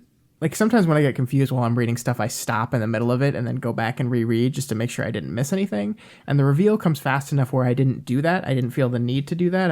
And it's like, oh, I guess that makes sense. Yeah. I guess it's a little weird that Taylor doesn't ever, like, think or speak about what they're trying to do as they're trying to do it, but it's so minor here that I really don't care. Yeah. And I think we can afford to dwell on how horrible this is. Yeah. So this is of course actually the thing that I was referencing when I was talking about something worse. So Taylor just basically killed somebody again, and she doesn't appear to feel the least bit bad about it at all, actually. Yeah, and it's this really weird thing because, like, and I think that's why Butcher is so interesting as a character, because the latest one is more or less innocent, right? Like, we don't know how Quarrel killed Butcher. We don't know who Quarrel was, but they became this person and got taken over by all these different personalities. Yeah. I feel like we're supposed to... I don't know if this is supported, but, like, for some reason I have a generally positive affect toward Quarrel and feel like Quarrel was, like, kind of driven crazy and whatever by becoming Butcher. And it's, like, worse. So, like, it's actually worse than killing because, yes, you killed someone and then you made Cherish's life even worse than it already was. And also, depending on whether you can consider the 14, like, sentient minds that are inside Butcher to be actual people or not, you've now trapped 14 sentient minds in Cherish's head, which is like permanent torture, basically. Yeah. So this is like the most... It's a super... It's like glossed over completely by the text, but it's like the worst thing that's happened in recent memory in terms of like just a quick moment. No, you're not wrong, and I think the justification made here is that these are bad people, and therefore it's okay. Yeah, and in terms of Taylor's thinking, yes, yeah, and it's not. And like we're gonna have people make the argument that, well, what else would you do? How do you take this person down? She's so powerful. She's so strong. And you're right. You're absolutely right. But that doesn't excuse what happened here. And that doesn't like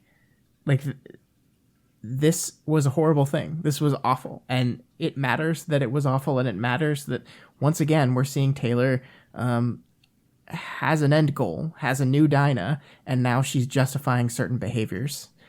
Because, like, I agree the teeth weren't good, and the teeth were here to cause trouble, but the Undersiders attacked them while they were eating chili. And, like, they were going to cause trouble, absolutely. Absolutely. But they made the call to go on the offensive. They made the call to bring the fight to them, and then they did this terrible thing. And I think that's important. I think that matters, and we need to talk about it. We need to talk about it as a horrible thing. Yeah, and it's, I mean, they set out to kill her. Like, it wasn't like, right. You notice, like, the Teeth are using mostly lethal weapons. Butcher kills one of the ambassadors, but Imp is using a taser. Like the norm of these, like, Cape versus Cape battles, unless you're fighting the Nine or something, is to go more on the non-lethal side. That's like the unwritten rule. But they just have this plan, and the whole plan is to kill Butcher. That's the plan. They thought it out, and the aim was to kill her, and they succeeded. So it's not only an escalation, but it's a normalization of killing, I think, which is a big step for Taylor. Yeah, and I think it's intentional. Like, I think Wild Bill did this on purpose. He created this character that is easy to not just consider universally evil. Yeah. Yeah. Because yes, the character's bad. Yes, the character has bad personalities inside of him or her. But on the other hand, they also have good people and Jesus. Yeah, right. So now there's probably some heroes that are now trapped in Cherish's head. That's great. Yeah. Yeah. So yeah, I think that's a good, we've addressed that now. So next thing that happens is they go back to Rachel's lair, and Skidder observes the domestic scene there. Rachel seems to have attracted a lot of damaged people to work for her. And Matt, it's time for the Scott swoons over Rachel's ragtag family scene. I'll just be here in the background loving every single moment of this. Good. Skidder offers Rachel the territory on the other side of the portal, and it's like a whole unsettled world for her to roam in. Yeah. And what is her reaction to it? What is her reaction to this? She's sort of refuses it, or she's not that excited about it, at least. Yeah, she frowns and she grunts. Yeah. And why does she do that? Because Rachel is no longer that lone wolf that Siberian tempted her with. Rachel is part of a pack now. She's part of Taylor's pack, and she doesn't want to leave her side. She doesn't, that thing that she thought she wanted so much at the beginning of the story has changed now. Yeah. I love this. Yeah. So much. Yeah, me too. So, yeah, we spend most of the rest of this section with Rachel's development. She's carefully picking dogs that will work well with people to be around the little kid. She clearly gets a lot of peace from taking care of the dogs. She just seems to be in a really good place. Yeah, and she's taken Taylor's advice. Taylor said you need to get these people used to dealing with other people because you can't watch all these dogs. So they have to be around people and paired off with people, and she's taken that advice to heart, and it's so touching. Yeah. And Rachel's so content, so happy here. Like, as much as she can be happy, she's happy here, and I love it so much. My favorite thing about Rachel from a writing perspective is that, like, socially, she's always gruff and unpleasant and, direct to the point of being rude. But her characterization comes across in her actual actions and the consequences of them. And in terms of her actual actions, she's taking care of people. She's being careful. She's thinking things through. She's sort of got like a big heart, but you only ever see the big heart through the choices she's making. Her big heart does not come across at all through the way she speaks to people. Yeah, you're absolutely right. And it's great. Because she's a puppy dog. Yeah, exactly. So Taylor thinks maybe that was the role that Rachel filled here, forming a screwed up antisocial family with those who had nobody else, damaged people. What a great callback to that line. I don't even remember where that was, but there was that line when Taylor looked around at her group and called them all damaged people. Yeah, yeah. So when Skidder leaves, Rachel calls after her, thanks. And this makes Skidder think that maybe Rachel's family of broken people might heal each other after all. Matt, she says thanks. Matt. Oh, I love this so much. Yeah. Yeah, I know. We've, out of all the goodbyes that we see in this chapter, this is my favorite. This is, yeah. Absolutely. Yeah. But then, before the chapter ends, ominously, tomorrow morning, I thought, I face off with Tag and the rest of the PRT. So this is the closest we get to the text just flat out lying to us here. she faces off against them in the loosest definition of the term. I think we're just stretching it just a little bit here. But it's the only case where I think we're doing that. Mm-hmm. Yeah. And it's very possible that the face-off happens in the next chapter, and that's what she's specifically referring to here. But anyway. Yeah. All right. Well, 21.7, and we get our last goodbye. Taylor visits Lisa, the last Undersider she needs to check in with. As with the other layers, it's tailored to Lisa's needs. The walls are covered in bulletin boards, and in the center of the room is a desk with many monitors. The whole place is built around gathering and assimilating data. Yeah, I do enjoy that we've spent several beats in this arc getting to know the places that these guys stay at, because we haven't seen that before. We've seen how Taylor's lair fits into her personality and her power, but haven't seen it really very much with the other. So we get to see Regent's, we get to see Rachel's, and now here is Lisa's. And Lisa's lair fits her power and perfectly, and by extension fits her trauma, her obsessive need to know things. We haven't really talked much, Matt, about how Lisa and Accord hate each other. And that's what this reminded me of a little bit, that there's those beats where Lisa specifically hates Accord, and Accord doesn't really like her very much either. And I think like it's because they're so similar but also so different, because like Lisa needs to know things, Accord needs to solve things, and that's similar but different, and that's why they drive each other crazy. But I love how this shows that. Yeah, I agree. It's completely true. It's the narcissism of small differences thing. Yeah. Yeah. So Lisa, we see that she's gathering data on Cauldron, building out a list of Cauldron capes. She's also got a PRT board, separate boards on all the other threats the Undersiders could potentially be facing. And we also get a bit of flavor about the various groups and individuals. We've got the Adepts, self-professed magic users with a time traveler. Lost Garden, a group centered around a guy who drags large labyrinth-like depression wherever he goes. Yeah, and I think this kind of goes to show how many more problems the Undersiders face outside of just the immediate ones. Because at this point in the story, they defeated the Teeth, the Fallen have been driven out, but things in Brockton Bay still feel as tenuous as ever. And as if to complete that imagery, Wildbow introduces the slow-moving labyrinth-like depression team, slowly, inevitably heading towards Brockton Bay. Oh, yeah. Isn't that such a cool image? Like, you don't even, you're given almost no detail, but you're like, oh, wow, now I've got a lingering sense of dread for some reason. Yep. Yep. So, of course, Tattletale's also trying to figure out the end of the world, but she hasn't gotten far on that front. Oh, yeah, there's also that thing. Yeah, that's hanging over our heads. Minor issue. Lisa eventually comes down incapacitated with a migraine. Yeah, in her jammies. And this is a Lisa I don't think we've ever really seen before, Matt. We rarely get to see Lisa not composed and incapacitated and this vulnerable. Yeah. I think Taylor specifically thinks like she's a mere mortal and she doesn't know how to she doesn't know how to act around her. I think that's kind of cool. Yeah. So as they talk, it seems that Lisa knows Taylor's plan already. She can't use her power right now, so presumably she figured it out earlier, or maybe Taylor just told her earlier. Yeah, it almost doesn't matter which that is. The point is that she knows, and she's not stopping her. Yeah. But she does want to give her some advice for her upcoming challenge to help her in some way, but she can't. She doesn't have anything for her, so Taylor just gives her another hug and leaves.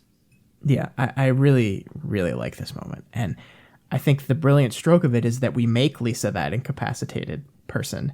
There would very easily be a beat here where Taylor's trying to like mask her true intent from Lisa, and Lisa's trying to figure it out, but we don't have that here. There's also like, it also takes away Taylor coming to Lisa specifically to get information. There's really no practical reason for the two of them to be meeting up here.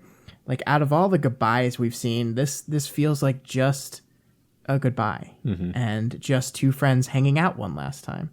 I think Taylor and Rachel have grown very close over the course of this, but Lisa was the original one, the one that extended the hand first, the one that helped Taylor out, the first person that really connected with her. And so I think it's really fitting how this conversation goes down. It's just two friends chatting before their relationship will be fundamentally changed. Yeah, and Lisa's really the only one who can really give Taylor support for what she's going into, because she's the only one who knows what she's going into. Yeah. So yeah, because directly after this scene, Taylor just heads straight for the PRT. And I think the lead up to her arrival there is pretty tense. We don't know what she's planning. We have some fairly negative suspicions, especially based on her recent behavior. So she scouts the building with her bugs. As she enters, she senses Tag. Is she going to attack him? She finds the PRT officers. Is she gonna kill them? And then she just stands in the middle of the lobby and she tells her bugs to just be still. And the PRT officers notice her fairly quickly and they surround her with weapons drawn. And the Protectorate capes arrive swiftly. Miss Militia isn't sure what to make of all this. Yeah, this is a really wonderful example of Wildbow perfectly understanding pacing and tone, because the whole thing, this arc has been building to this moment for 4 or 5 chapters now, and Wildbow knows that, and he knows we can't rush this moment. We have to draw it out. We have to have this slow walking into the building, this slow realization from the PRT officers. It's intentionally drawn out to take maximum advantage of that tension, and it builds and builds and builds and releases at the perfect moment. Yep, that's right. Because we finally realize what this most heartless thing Taylor can do is, and she says, "I surrender." And there it is.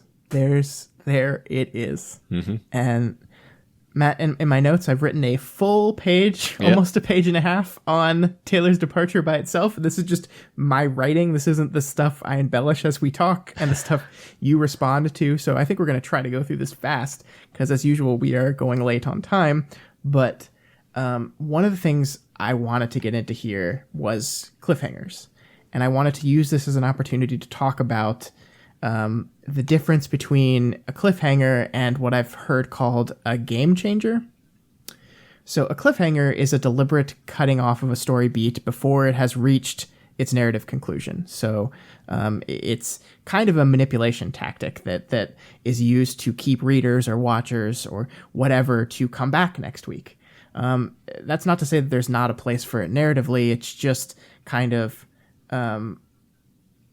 we're going to cut this off at this moment, even though we haven't finished the narrative beat we were trying. But there's a cliffhanger-esque tactic as well called a game changer. And unlike a cliffhanger, a game changer lets the story reach that conclusion of the narrative arc or beat it was getting to. And in that moment, it changes or recontextualizes everything about the world. So in a game changer, you're still kind of saying, I want to see what happens next, but it's not in an artificial way. We're not pausing mid-swing of an axe or cutting right before the dust clears. We're not ending the chapter right before a decision is made. The cliffhanger says that the thing itself is the part that people care about. The game changer recognizes that it's the consequences of the thing that matter. And I think that's why it makes it a better thing. And this moment... That's cool. That's really interesting. I've never heard that term used that way, but this definitely qualifies. Yeah, absolutely. This moment with Taylor is a game changer. We complete her narrative arc here. We complete everything that's been leading to this moment, and we let Taylor's decision play out in full. We let her walk into that room and surrender. That decision is made. That action has been taken. We still want to know what happens next. We still want to tune in because everything has shifted now. Everything has changed. What's going to happen? How are people going to react to this? What is actually going to happen with the PRT? Are they just going to throw her in prison and throw away the key?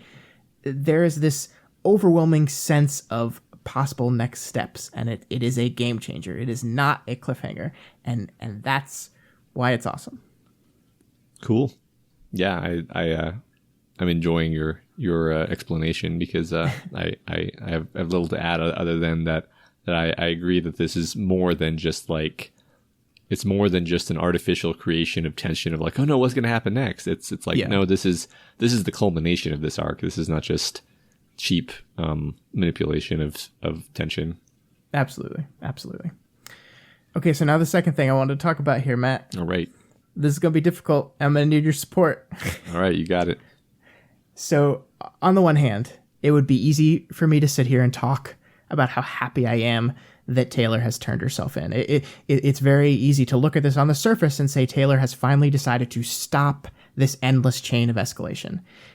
And she kind of did. And that's good.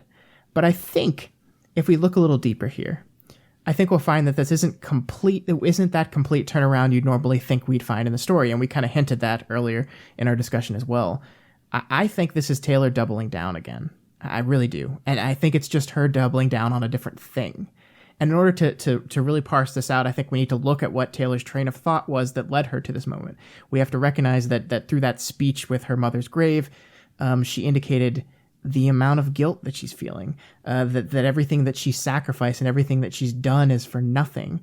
And then on top of that, she loses her father. She loses her secret identity, kind of her identity herself. And we see in that a lot of regret. And then we have cut ties. We have that note that says cut ties. Nowhere in Dinah's note does it say, turn yourself into the PRT. And I don't want to have a conversation about, well, Dinah would have known that if she wrote that, then that's what Taylor would interpret it as and blah, blah, blah. I don't care about that. That's not interesting, I don't think. But I think what we really do have here, Matt, is Taylor once again using Dinah as an excuse to do something. I think she even says it there at the end as she turns it. She says, I hope you're right, Dinah, right as she surrenders. Yeah. And here's the fact to me.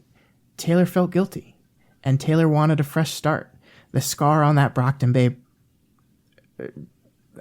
time thing that can't heal, that portal, that land of fresh starts and new opportunities, these things represent Taylor's state of mind in this arc.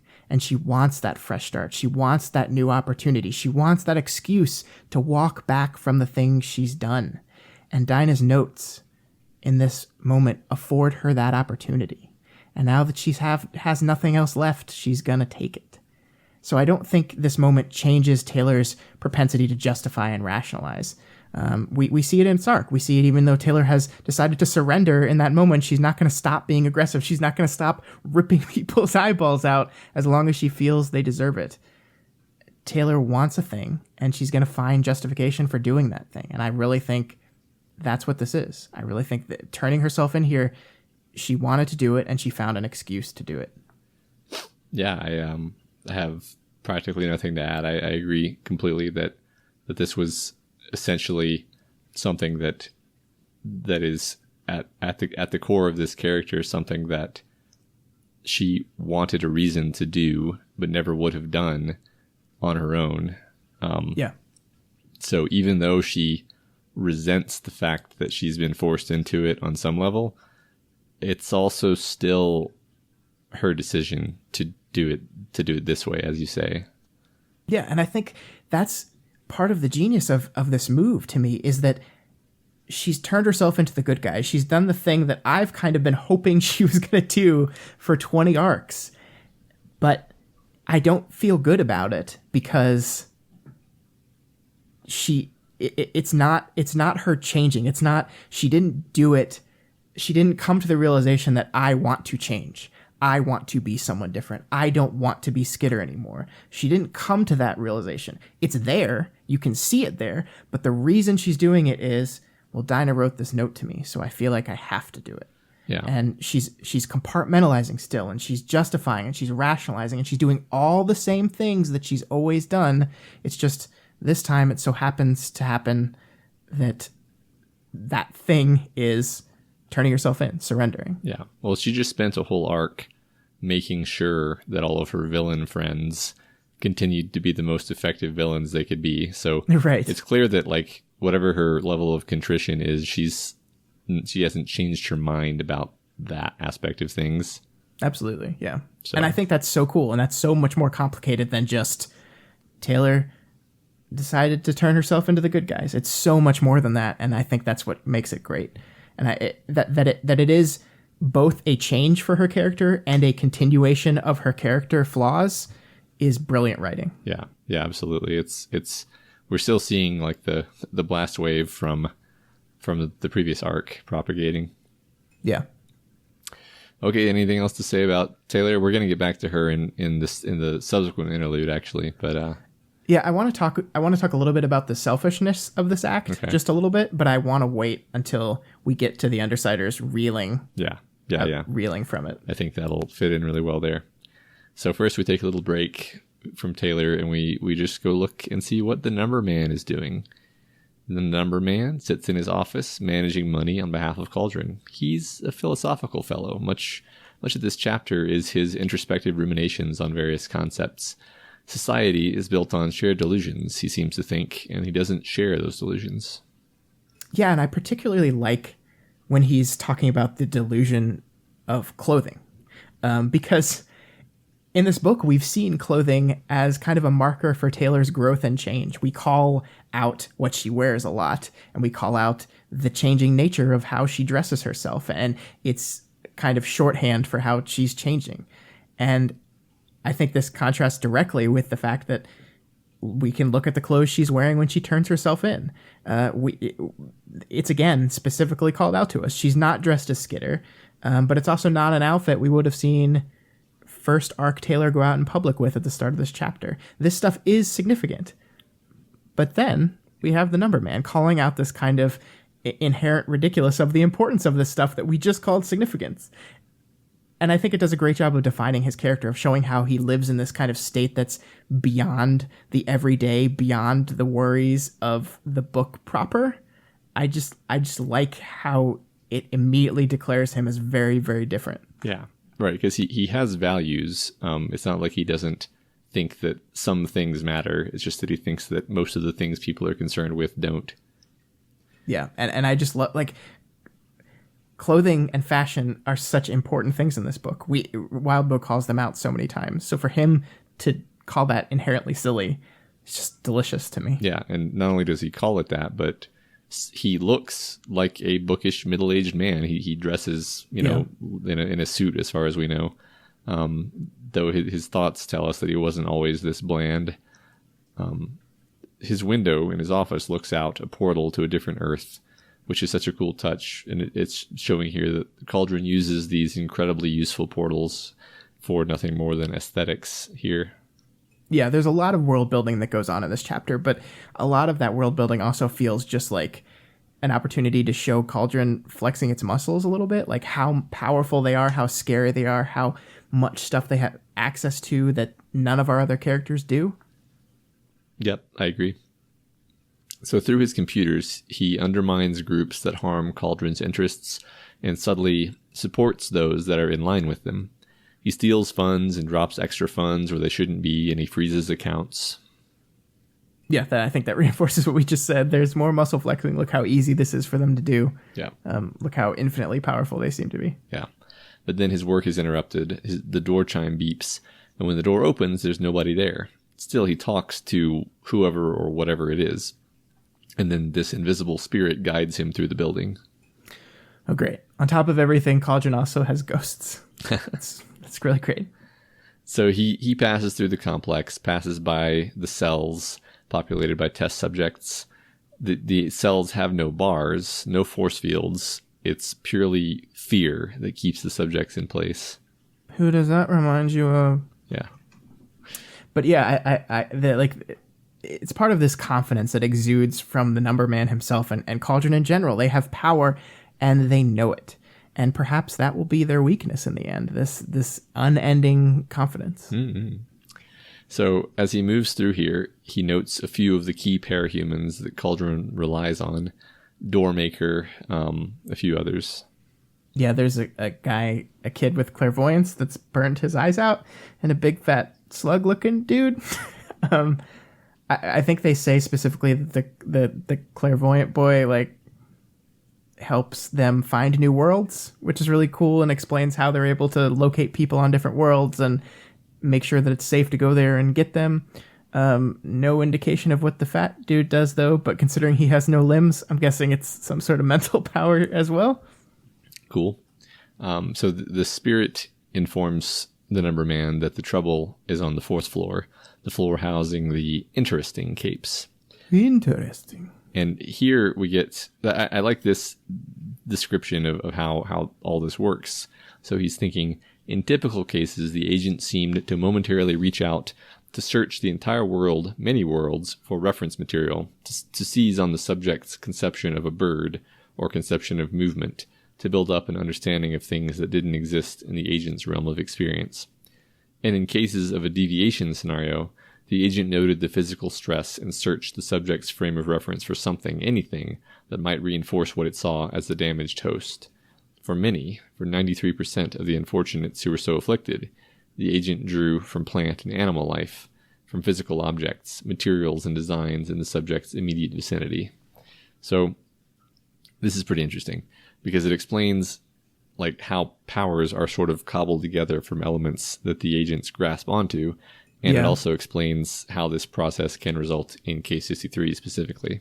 Yeah, it's really interesting stuff, and I think Wildbow sets this metaphor of powers equaling trauma, and then he allows the story to kind of reinforce that in the science fiction-y nature of how this stuff actually works. The agent/passengers forms your powers based on your conception of a thing. Taylor feels like a worm. Taylor gets worms. Yeah, I'm glad you mentioned science fiction because this is one of those touches where it's a rationale for a thing that is normally just absolutely not given any kind of explanation in superhero fiction. We'll see. There's a spider bite, and then so therefore spider. Yeah, it happens. Okay, I see. You're right, Scott. I'm wrong. It's radioactive, man. That's what happens when things are radioactive. I know. So finally, we see the Numberman flex his power and begin to perceive the world in a more fundamental way. He detects his compatriot now, the custodian, through deviations from the norm. So, there's a creepy ghost janitor that just roams the halls of Cauldron? Guess so. It's normal. Guess so. It's a normal thing to do. I have one of those, don't you? No. So, in a heavily secured section of the facility, the Numberman finds experiment 3016 out of his cell. Part of him appears to be missing, parts of his arms and legs. Are we supposed to believe that the person in his missing parts represent that 7% of passengers that aren't able to find anything to physically attach to in the case 53s? That these spaces are literally like interdimensionality itself stuck on his leg or foot or something? I think so. I don't remember what exactly it said, but was it 7% of all passengers or 7% of deviations? It was 7% of deviations specifically. Yeah, so that I think that's true though. I think it's like the passenger can't find anything concrete, so it just finds something extremely abstract. So it's like whatever this guy, I mean, I could sort of make up what I think this guy's power is, but basically, I mean, it basically says it when he attacks, and he attacks the Numberman, and his attack is described as something like an explosion, an exponential explosion of every possible attack from every possible self who could be in this room. So it's like it's a highly abstract, almost like quantum physics type concept that doesn't really connect to anything that normal people would understand. Right. Yeah. But the power is like, well, that doesn't matter. So the Numberman dances through this attack and the following attacks, seeming to be in exactly the right place at exactly the right times, using exactly the right moves to bring himself closer to the man without being harmed. And he sees all of this in terms of mathematics, probabilities, and causality. Yeah, and as much as he pretends like he doesn't care about like clothing and stuff like that, so much of his skill seems to be around perception. Because you don't see him as the type of person who would be able to do this kind of stuff, but then he does it. Yeah, that's a great point. I forgot to bring that out because having read the story, I see the Numberman as like a physical powerhouse, which he demonstrates himself to be here. But you don't know anything about him now, other than like, oh, he's the guy who uses computers. He's the nerd cape. It's like, nope, that's something he's capable of, but that is not what his power is. Yeah, it was quite surprising when he started doing flippies and twirlies and things. Yeah. I was not expecting that. Yeah, definitely. But he's not as invulnerable as he seems. A lot of his movements are, as you say, calculated to seem effortless, to drive the man to surrender out of fear. And so the man gives up, and they talk, and the Numberman emphasizes that he might have actually won against the Numberman, but he could never have escaped. It's because of the ghost janitor. It's the ghost janitor, man. I'm pretty scared of this ghost janitor. Me too. I don't know what it is. Yeah. But I'm going to call it a ghost janitor until someone tells me what it is. It's fair. I mean, I guess we were told custodian. I just refuse to accept that because ghost janitor makes me laugh. Yeah. I mean, it's basically the same thing. Yeah. Yeah. So the Numberman later meets with the Doctor, and they lament the loss of Siberian and Shatterbird, two powerful capes that they wanted to understand better. Oh, don't you worry, guys. I'm sure you'll have plenty of them to study really soon. They also lament that Skitter has turned herself in, and now Brockton Bay may be lost. And the Numberman thinks they'd lost Coil, they'd lost Hero, and the Triumvirate had dissolved. They were in the process of losing the Protectorate. Everything they'd put together, falling apart over time. Good. I don't know how to feel about this. I really don't. I don't know if I was supposed to root for these people or not yet. It doesn't seem like it. I don't know. We do know, though, that they're desperate. The Doctor wants to actually stop tempering the formulas with the balance element, which will lead to more deviations, but perhaps useful ones. So in order to make this work, though, the Numberman will have to make himself available for field work again. Yeah, so we have more monstrous capes, more tortured souls. Cauldron is escalating and doubling down. And once again, we are drawing a parallel between this organization and our main character. And I'm sure that'll work out well for everyone. Yay. So this prompts him to go visit his old costume. He remembers what may be the last time he wore it, killing somebody named King with a compatriot named Jacob. The Numberman was Harbinger, we find, and Jacob renames himself to Jack. Jack Slash, a simple, dumb name chosen self-consciously to relish making people fear such a stupid thing. King was the leader of the Nine, right? I think that's been told to us. The starter of the Nine. Yeah, that's correct. And I mean, I know that, so I feel like it was told to me. Yeah, so I'm not going to ask that question. It was going to be a question about, have you seen this thing yet? And then if the answer was no, then obviously that would be a bad idea. But you've heard the name Harbinger too, though, right? Yes. Yeah. So Jack wants to keep going to bring about some great and terrible thing, but Harbinger doesn't want to go along. But he will play Jack's game. He will make a new name for himself, a silly, simple one. Yeah, okay. The Numberman is silly and simple, sure. But I personally would have gone for like Math Maniac or Proof or Pi or Cosine or Tangent. Okay, I'm going to stop. Those are all too smart. God. Sorry. Yeah. So the Numberman still considers Jack a friend, though the two of them are opposites in his mind. Maybe he even considers him family. He thinks about how Jack's power may actually be more than just the telekinetic projection of blades. Jack has made it too far. He's defeated too many strong capes. He's survived too long around the likes of Siberian and Crawler. Does he have a second set of eyes watching out for him, giving him a sense of danger? Was Jack perhaps in particular sync with his agent in mindset? And if he was, did that suggest something about their motives? Yeah, I really like how this ends. There's a couple things. First, we know how insanely powerful the Numberman is now, and that we know he was on the Nine at one point. So while news that Cauldron would use the Nine isn't new, a central figure in it being a part of that original group is. And this, of course, means that there's going to be a bunch of Numberman clones running around, which is wonderful. Uh-huh. But I think when I finished this chapter, I really felt like I had a handle on the fact that Cauldron is anti-source of cape powers. They're in a war against these so-called agents who they are assuming have bad motives towards this whole thing.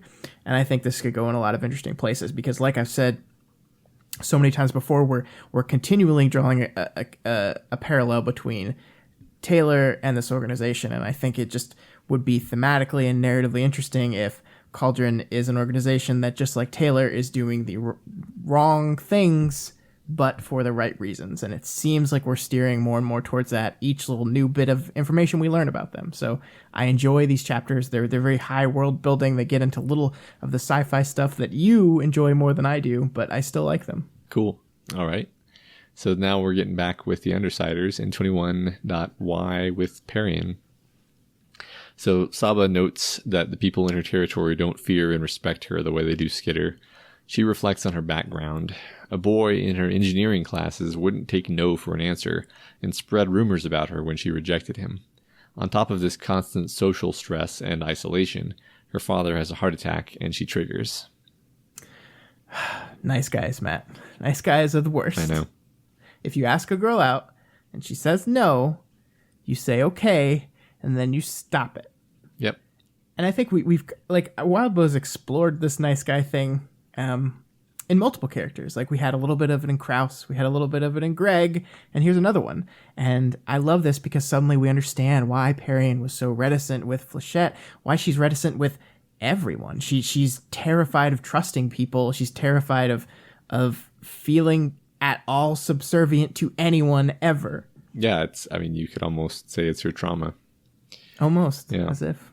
So she gets the message from Flechette that Skitter has turned herself in, and then she tells Tattletale, who knows already, of course, and tells her to come to a meeting as soon as possible. Ooh, she gets the invite. Yeah. So it's interesting how difficult her power is to use. It's telekinesis, but only for small, lightweight objects. Her power counts cloth as such a material. Anything porous works, and a closed shell of a porous material allows her to build up a lot of telekinetic oomph inside it. Every movement of her cloth puppets is effortful and intentional. It's not at all like Skitter's type of control. Yeah, and we get some fun little hints that she feels that this isn't her power's intended use, that she's not using it the way it's meant to be, which makes me wonder what that intended use is and what that would be, and maybe how much more powerful she would be if she knew. Yeah, do you have any guesses? No. I'd have to really study. I'd have to go back and read over exactly what it's doing because it can't be as boring as just like manipulating air or anything, because it's like small lightweight objects than air molecules. They're small and lightweight, but air is a boring power. So I don't know. I'd have to Yeah, that's fair enough. About it. Yeah. So she returns to the Forsberg Gallery for the meeting, and the Undersiders are reeling, mostly. Tattletale knew, but Gru is in a rage. Tattletale tells him that Skitter believed that this would make things better. Yeah, and I guess this is where we should talk about how selfish I feel like Taylor's move was. I understand why Taylor did it. We talked about that a long time. But she, by not including anyone in her team, she really, left them in a lurch. The Undersiders have already been in a very precarious situation. They barely have control of the city. They have all these enemies against them. They have more coming. We know that. And now they've lost not only their leader, but arguably their strongest member, without being consulted at all. Yeah. And I think... Sorry, go ahead. No, you go ahead. I just think that this entire chapter reinforces that over and over again. And we position Parian as an outsider observing all this stuff. So we get to see from an outsider's perspective how this organization looks, how this team works without Skitter there, and it's not good. Yeah, there's definitely things that we perceive about the Undersiders through Parian's eyes that we can't perceive through any of their eyes because they're too in it. Yeah. So yeah, Rachel then arrives, and when the situation is explained to her, she just trusts Skitter. And she says, "She makes plans," Bitch said. "She's smart like that. I'm not. I don't try to understand what she's doing." This friendship, it can last through anything. So adorable. No, I like this. I am worried that Rachel has gotten to a point where she trusts her so implicitly that she's going to get burned in the future, and that terrifies me. I hope it doesn't happen. I really don't. Yeah. I like this just encapsulation of how everyone's doing. Tattletale nearly incapacitated, Gru with his darkness, a virtual storm around him, Regent and Imp standing back together, and Bitch stock still, radiating something more than tension, restrained aggression even.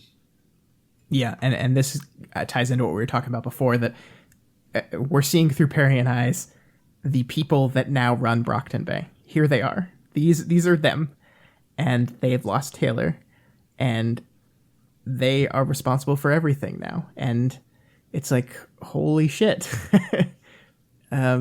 Tattletale's hurt. Gru said he couldn't accept the mantle of leader unless maybe he had therapy, which that definitely hasn't happened. Yep. Regent and Imp are kind of on their own, doing their own thing, and Bitch is always at the point of aggression. And there was only one person she really listened to, and that person's gone. Yeah. So here's your warlords of Brockton Bay, everyone. Yeah. I just like the language, Regent and Imp standing back together. So it's just very apart, away. Succinctly emphasizing their, I can't say it any better than it's already said. So, so everyone realizes that that Taylor's visits to them over the past few days were goodbyes, and that Skitter was making sure that they could all get on without her. Into this mix here, Accord arrives with his ambassadors, all of them, and he's not happy. Tattletale takes a very aggressive tack with him, clarifying that the ambassadors are subordinate to the Undersiders and that they aren't owed any explanations.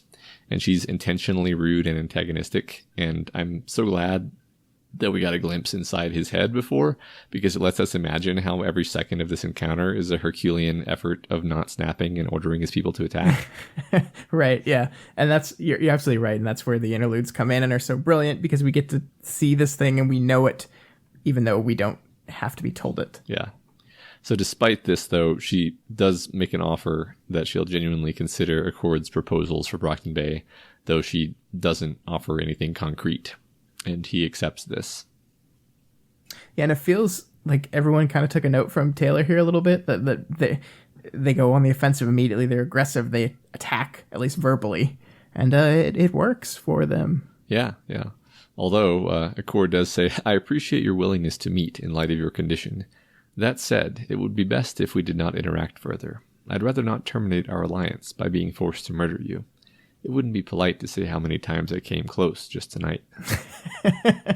I love that. Yeah. I like, so speaking of liking Accord despite myself, like the moment where she tells him that she has a migraine from overusing her powers, and he kind of pauses, and you almost see him kind of humanizing her for a moment and connecting with her in his own special Accord way. Yeah. And then he's like, I'm going to be considerate and suggest that we not meet so I don't have to kill you. Yeah. And that's Thanks. me being nice. Yeah. Such a nice guy. Yeah. So yeah, when Accord leaves, we were reminded again that Tattletale wasn't using her power here. So she wasn't it wasn't like, I know that aggression will work with him because of my power. It was just like, all right, I'm going to do this. And I think that's probably where the aggression comes from, right? That she didn't have her power. So she felt like she had to try to take control of the situation, because if she was ever put on the defensive, she loses. Yeah, and like you pointed out a bit ago, this is a bit of a reflection of how Skitter has been behaving. Yeah. So in the end, they decide that whatever Taylor's reasons, they respect her and they trust her, even if they're not happy about it. Yeah, but the thing I love is that it's Parian who directs them this way, because she's silent for most of the chapter. She doesn't really say very much in this part. She serves as that outside observer, someone taking it all in, but not really a part of it. But here she recognizes something in Skitter, something that she has in herself, and she speaks up. And she says, it's a way to protect all of us. She gives Director Tag exactly what he wants, gets him to back down, and this is how. She uses herself as a bargaining chip. And it's such a great moment for her, kind of finding a place within this group. Yeah, I agree. You definitely notice that she's being silent. She feels out of place, and everyone looks at her when she talks, and she feels nervous, but she has a really valuable contribution. Yeah. Yeah, I really like this character a lot. Yeah. And then, of course, it ends with, it was bitch who broke the spell. If the PRT fucks her, we destroy them. Gru finished. Bitch nodded. And then Parian thinks the most sensible member in the group in agreement with the most violent. She serves as a perfect, perfect observer. Yeah. Yeah. It's really great. Yeah. Yeah. And that's something we don't ever get to see because we're usually in Taylor's head. So we never get to see them in this kind of light. Yeah. Yeah, you're right. So the Undersiders wait for some kind of signal from Skitter, and Parian heads back to her atelier, and finds Lily waiting for her. You're going to get called out on that. Yep. Someone's going to tell us how to pronounce it tomorrow. This is such a useful way of finding out how to pronounce things. Yeah, but Lily's here. Yeah, Lily's here. Let's do it. Yeah. So Flechette is so lonely and confused, and ultimately she gets around to admitting that she only feels comfortable when she's with Saba. And so, like, let's just kind of zoom out here because the details of the back and forth are too complicated to summarize in fewer words than the actual text itself uses. Yeah. But basically, Lily and Saba are admitting that they like each other without ever actually directly saying it. They're using implication and unspoken hints. And Saba expresses her discontent with how Lily implicitly tried to claim her, like criticizing her change in costume. And Lily kind of tries to justify/apologize for this. Yeah, it's a really wonderfully written exchange, and I think when we were talking about how there's a lot of textual conversations going on here, but a lot of subtext, this is one of the things we were thinking of, because you're absolutely right. They're talking about one thing, but they're also talking about another thing under it all, and I just love, I love everything that's going in here. That we have Saba's mistrust of people coupled with Lily's insecurity about the world and her role in it, and all of this stuff is mangled up in their emotions, their feelings for each other, and there's just something so real here in this conversation. I really like all this. Yeah, absolutely. I think my favorite bit of flirting basically is when Flechette says, "But my motives weren't," and then Saba says "carnal," which first of all suggests that Saba knows that they might be carnal, and then Lily responds sketchy, meaning they could very well be carnal. Yeah, she does not explicitly deny. Right. So they've now communicated that information between them without either of them actually saying, "I have the hots for you," which is completely how people actually flirt. Oh, absolutely. So it's all doublespeak and subtext. Yeah, totally. So Lily asks if she can be Saba's lieutenant. She'll leave the wards and she'll stay with Saba for as long as she can. So not only does this mean Scott was right, boom, but this is so adorable because, like, Lily recognizes Saba's issues, her trauma. She listens, and she understands that in this relationship, she's going to have to, at least for now, take that subservient role. Because that's what Saba needs. She is terrified of being that role to someone else, so Lily takes that upon herself. And I like it so much. Yeah. So, having accepted Lily as lieutenant, Saba leaves us on tenterhooks just long enough and then kisses Lily, accepting the other half of what was implicitly offered. Yes. Yeah. There's not a lot of romance in this novel, and the romance we do have, the most central one has been Brian and Taylor's, and this kind of tragic, so close but never really there story. So it's nice when we get like actual, like, these two people seem really good for each other type of romances, and I appreciate it. Yeah. I also, until this very moment, didn't really notice that in this arc, we seem to be tying off the one main romantic through line, but we also are opening a new potential one in the same arc. So absolutely, that's nice little bit of symmetry. But yeah, I just love that scene. It's so tense. It's so real, like you said. Yeah, it's how, like, doing realistic dialogue is so hard because writing the way that people talk is very difficult because people don't talk like writing. Yeah. they talk like thinking. You often. Yeah, that's like my least favorite thing is when people transcribe exactly what we say on the podcast verbatim. Yeah, like, oh my God, I talk so badly. I know, because it's like you start a sentence and you often don't know how that sentence is going to end until you get there, and that's so different from writing. Yeah. So writing realistic, convincing dialogue is a challenge, and there are very few authors that can really nail it, and I think it really is nailed here. Yeah, totally. All right, well, that wraps up the beat-by-beat analysis for Arc 21 Imago. There were a bunch of names this week. I didn't write down all of them, or hardly any of them, actually. I wrote down Butcher. You wrote down one. I wrote down Butcher, yeah. And then I thought about Butcher for a long time, and I couldn't actually think of, like, a double meaning for Butcher. Like, obviously, Butcher is someone who, like, hacks meat apart. But there could be the element of, like, Butcher herself is actually, like, a collection of pieces of other butchered, things. Yeah, but she's butchered. Yeah, that's definitely there. I think most of the ambassador capes are moderately straightforward. Actually, like you can kind of see what they're going for there. So yeah, lizard tail is regeneration. Yeah, exactly. Yeah. And I think like Accord comes up with all those names, so they all have kind of a certain aesthetic to them. Yeah. So yeah, that's I think that's good for names this week. What about the number man, Matt? What could that mean? Yeah, I don't know what that has to do with anything. Yeah, it means he's a man that likes numbers. I do wonder what Harbinger like meant exactly in context of what his powers were. Right, because I guess it's his powers are kind of predictive in nature. So yeah, okay, that's interesting. I guess. Yeah, he's. Yeah, I don't know. I could think about that for sure. All right. Well, yeah. Do you have any updates on your old speculations? Yeah, we do. We have one that was from a while ago. I kind of had written this one off because it didn't seem to be happening, but I said arcs and arcs ago that I thought Flechette will eventually leave the wards to be with her boo Parian. That was more just hopeful thinking because I liked them together so much, and I hoped that it happened, and it did. Yay! So, hooray. I'm very happy about that. Congratulations. Thank you. As far as new ones, I only have one for this week, and it's a pretty big one. Taylor's not going to prison. I don't think Taylor's going to the birdcage. I don't think that's happening. I think Miss Militia will find a way to get her on the wards under that probationary status. I think this for a few reasons.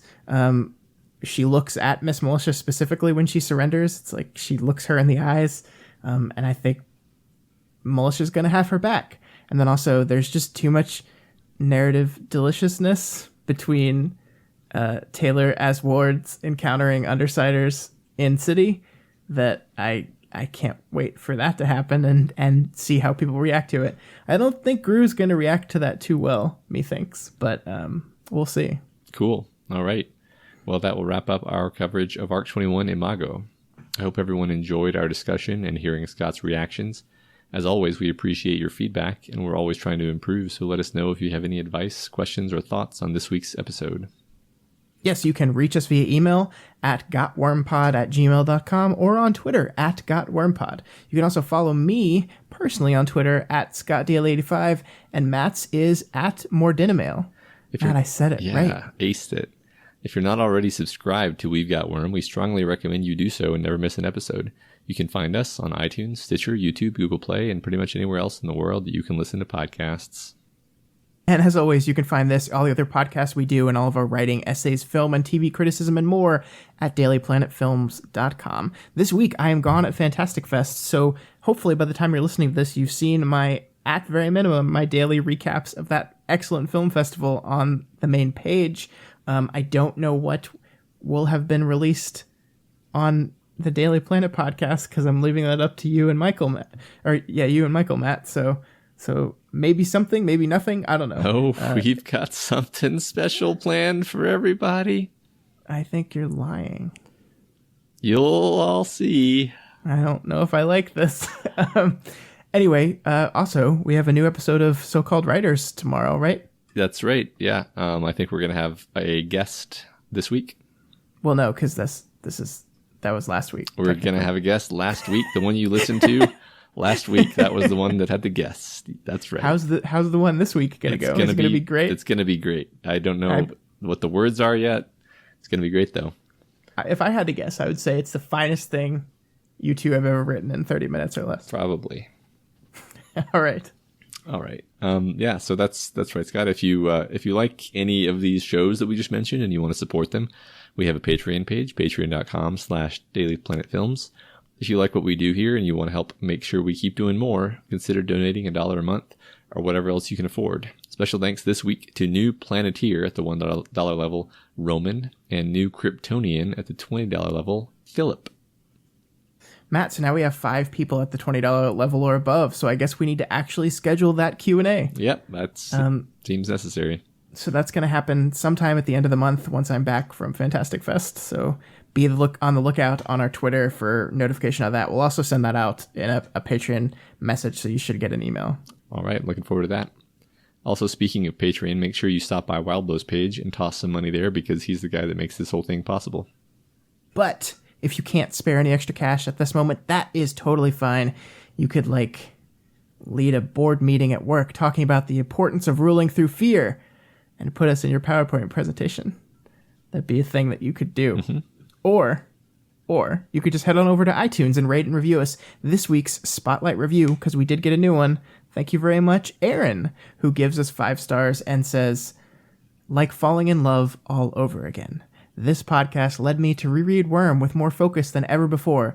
Also, to listen to the creator's other work, superb chemistry, humor, pathos, literary analysis. This is my second priority podcast out of more than 20, behind only hardcore history. Give it a shot, whether you're a first-timer or rereader. Wow, Matt, did you hear that? Did you hear that? You and I have something that even John and Danny don't have. Boat sex? What? No, Matt, chemistry. Oh. Chemistry, Matt. Oh, yeah. Well, I do especially think that we have good pathos. Yeah. Thank you so much, Aaron. To be second behind hardcore history, which is one of my favorite podcasts as well, is truly an honor. That's wow. Yeah. I don't think my brain knows how to process that, but thank you. Thanks so much. Yeah. All right. That's it for us this week. Next week, we're covering Arc 22, Cell. We will be recording this episode at the usual time relative to when you're hearing it, so we should be able to address some of your questions and comments. But for now, Scott, what is Arc 22 going to be about? Well, Matt, the obvious answer here seems to be that Taylor's going to find herself in a literal cell immediately following her surrender. But I do think that's a little too simplistic for old Wildbow. You've already seen my prediction earlier, so I'm here to postulate that we're going to be seeing Taylor in her new role and the way in which those new roles and new rules and new regulation bind and trap her. Additionally, I think her hidden deal with Miss Melissa will continue even after surrender, and maybe a secret cell forms within the ranks of the PRT. Or maybe we're just going to see the birdcage breakout that we've been waiting for. I don't know. We will find out next week on another exciting episode of We've Got Worm.